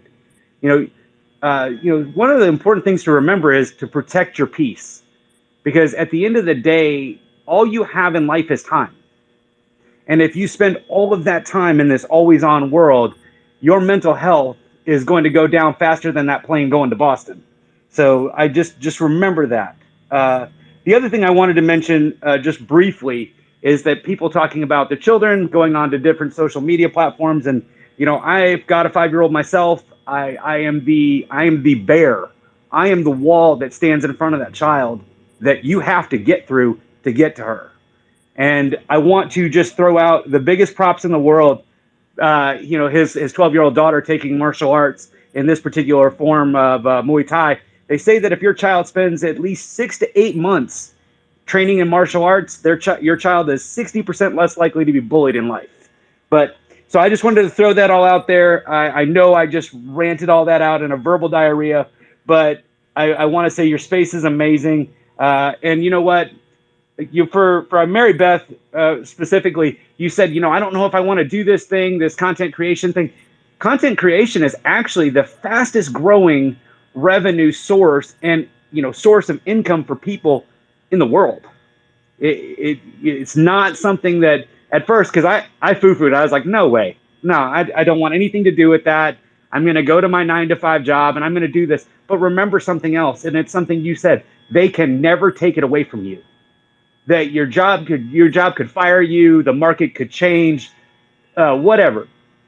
But your content creation and the thing you do, I won't say the words fully, but they put you in a position of FU, because you get to say, you know what? I don't really care what you think, because you can't take this away from me. So there it is. And my phone's dying too. So thank you all. Thank you all very much. Cyber pharmacist, my man. Thank you. Thank you for coming up here and sharing that with us. Protect your peace. I'm writing that down as we speak. That's so necessary and important, but it's also so easy to forget on this journey. There's just so much happening all the time, and it's so easy to get consumed by content creating that it is so important to take that step back and take stock on where you're at, what you're doing, your energy, your motivation, all of these things. And thank you for bringing that to the table. I'm so happy we did not skim that over. because mental health, when it comes to all of this, like you've spoken about, like Mary Beth has spoken about, is paramount. And if we don't take care of that first and prioritize that first, nothing else matters. And I know many of us can, and likely all of us can relate to that. So, my friend, pleasure to meet you. Yeah, I look forward to connecting with you more in the future. Really appreciate your take. Really appreciate your energy. Yeah, this has been awesome. My friends, we have got 2 more hands, and then yeah, we're gonna call this one a wrap. I cannot believe that this has been so successful in going on now 3.5 hours of conversation, and still new and amazing topics are being brought up here. So yeah, again, a lot of disbelief, whole lot of gratitude. What a day, what a space. This is incredible. Perfect. So we have got Jack. Jack, your hands up. Appreciate your patience, my friend. Thank you for joining us. Mike, no, it's been a wonderful space, and Mary Beth and Omni and Cyber and all y'all. It's just been a pleasure to get to know you through your words and actions. So we all begin life as content creators, right? Even if we're filling a diaper, I suppose. And however, I had kind of an abbreviated childhood, and joined the Marine Corps when I was 19, and I was literally a content destroyer for 8 years. Wrap your mind around that. I came out and finished college and got off drugs, which I got on in the Marine Corps. And that was 28 years ago, 3 days ago. So I'm kind of old. Not quite a boomer. And as part of my mental health journey, I have become a content creator again in these last 5 years. And I paint and I write and I rap and I sing and I dance and I carve and did I say crochet? And I stitch leather. So it hasn't been about monetization for me to this point. However, I don't have a problem with that. I'm just trying to figure it out for the first time. I guess I've stumbled upon like 3,000 followers, so I should do something with that, right? And but my career is mechanical systems engineering. I've been working on hydrogen fuel cells for 27 years, and that's just another windmill to tilt at. But I'll keep doing that. But it's just me and my 2 dogs moving to Pittsburgh in a few weeks here, and we're just going to keep rolling on, keep rolling with moving forward, mental health wise. Maybe find a lover who's not evil. The words in perpetuity do not apply. Exclusivity does. Yeah. Well, that's about that. Nice to meet y'all. Wow, Jack. Taking a moment here to absorb, process, and then express the words you brought to us today. First and foremost, my friend, thank you so much for your service. People say that so thank me for surviving, okay? I did some really fucked up shit. And honestly, my friend, I cannot even imagine. So thank you for surviving. Thank you for being here. Thank you for finding meaning from all of this and getting back to content creation after all that content destroying. I wish you nothing but peace. I wish you nothing but happiness. The one thing I do want to take from that is how therapeutic content creation can be, and that level of value that brings to the table. Yeah, without getting too into it, I'm a trauma nurse. I have PTSD, and I've been off work now for a couple of years trying to deal with that. This process of creating content, of video edits, of writing, has brought so much more to me than followers, than brand recognition, than all of these things. It truly has been a therapeutic process. So, Jack, my friend, keep doing that. Keep creating. keep expressing. There is tremendous tangible value in that, and a lot of people who I know who are in similar situations, that is their first coping mechanism, is creating. So one last comment. Yeah. In 2021, I tried to destroy the ultimate content a couple times and did an IOP after that. You know what? You know what an IOP is. I do not know. Intensive outpatient program. I went for one too, Jack. Just In dialectical behavioral therapy, basically relearning the skills of managing your emotions and distress and how does my mind work. Another thing that was just instrumental with that was getting someone to practice EMDR, which is to recontextualize traumatic events in your life. And I'm sort of a street preacher. It might not surprise you. I take care of the homeless in my town, and wherever I am, I give away so many freaking cigarettes. And the price of the cigarette is you've got to listen to me for at least the 5 minutes it takes to smoke a cigarette. Anyway, Dr. Robotic with the best name ever has been waiting an awful long time, so I'm going to get off the phone. Well, thanks again, Jack. Know that we're here for you, my friend. Appreciate you being here with us and sharing your story and being vulnerable.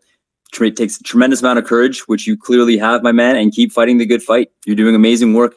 Please keep at it. And much love to you, my friend. Dr. Robotnik, my man. Hey, what's going on? Thanks for having me up. Absolute pleasure, man. Thank you so much for being here.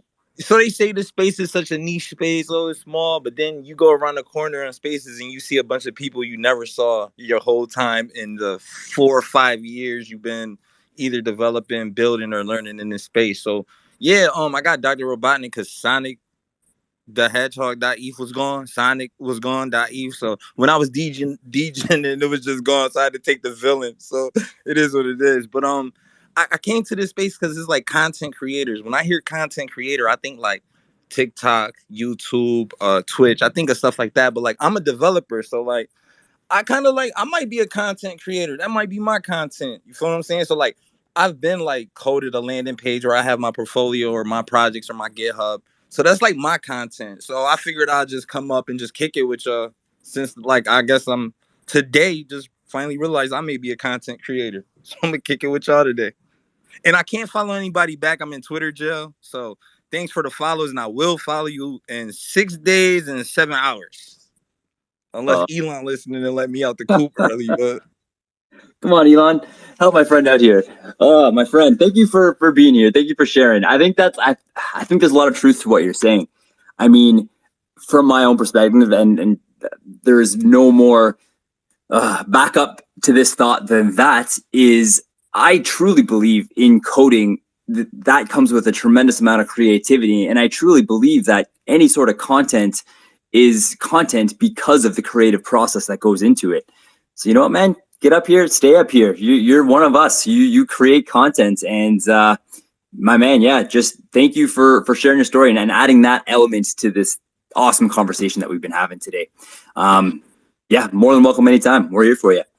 Jack, Travis, your bike hot. Let's hear you. I'm so sorry. I just wanted to tell you I'm writing a Python script right now to parse chapters of a novel into 280 character bytes with one of one, one of two, whatever, and be able to drop it with the Twitter API with a single click. I'm real excited to work on it more than to drop it, if you know what I mean.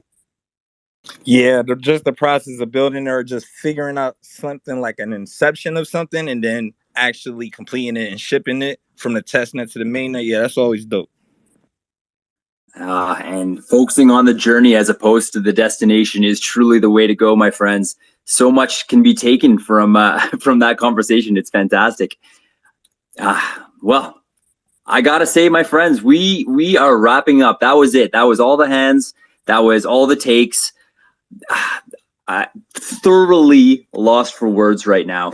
While I compose myself, I want to give the mic back to Ira and Weiberger, my amazing two co-hosts. I want to give you guys the final word here. I'm going to give it back to you before I jump back on. But yeah, the mic is all yours. I see your mic's hot, Weiberger. Yeah. I wanted to say that DZ DM'd me, and he's saying thanks for having him, and he says bye to all of you, and yeah, he really enjoyed it. And what I wanted to say about the content creation, just one thing: by creating something, by creating our content, music, art, threads, anything that we compose, we learn ourselves. So it is a very important thing for each of us. And by creating and sharing our content, we share ourselves. That's how we become a huge power. So this is what I love about this space, about this place. And I want to thank everyone for coming, for questions, for sharing. A lot of you, just spoke your soul. And this is all that matters. So thanks, everyone. Yeah, I just wanted to say that Trav, you're a great host, and thank you so much. This space was amazing, guys. You're great. Thank you, and I love your laugh, really. I love your emotional. So thank you. One more thing. Sorry, I forgot to say thank you. Well, sometimes it happens. If you want to, if you want to say something about the space, you just go there and listen to people who come there. Trav, you having so many legends here, and that's what talks about you as a person.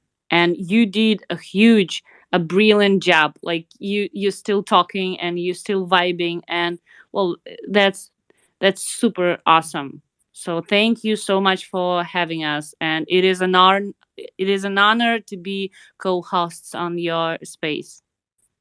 Thank you so much. Whew. Promised myself I wasn't gonna cry. I'm not gonna do it. I'm not gonna do it. Just yeah, man. we can cry. Let's cry. All right, I won't hold it back. If it comes, it comes. Ah, man, I just really appreciate you guys. This space has been so much more than I ever could have possibly imagined. You guys have been just incredible hosts, so gracious and just so full of love, and just you're so real, and I admire that. And I know that that's going to take you guys so far.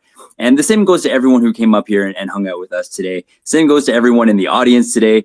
Just been honestly such a magical space. Before I do wrap things up, Weiberger, Ira, how can we all find more information about the project that you guys are working on? Just let us know kind of how we can support you. Just follow the link in our accounts. We all have the link, sisSOsis account, and that's all. And yeah, we are very open. You can always DM and visit our profile and ask any questions. Like, we're super open, so everybody's welcome. Amazing, guys. Beautiful way to end off this space with the sentiment of being open and ready to connect. And that's what this is all about. So everyone, on behalf of Quantic and myself, thank you all so much for being here with us today. Join us next week at the same time for our next episode of Web3 Matters. We'll be announcing our topic over the next couple of days here. But in the meantime, if anyone does want to jump up as a guest or has an idea for a topic, feel free to reach out. We are always open and ready to connect. I see a bunch of you guys have already sent me a couple of DMs here that I very much look forward to getting back to. Just full transparency, I'm going to need a minute to kind of come down off this amazing high that I'm feeling right now. But I will get back to you. That is a promise. But on that note, everyone, thank you guys from the bottom of my heart for joining us today. This has been absolutely incredible. And together, let's just keep growing and keep moving forward and make the most out of what this space has to offer together. So much love, everyone. Can't wait to connect with you out in my timeline. Much love.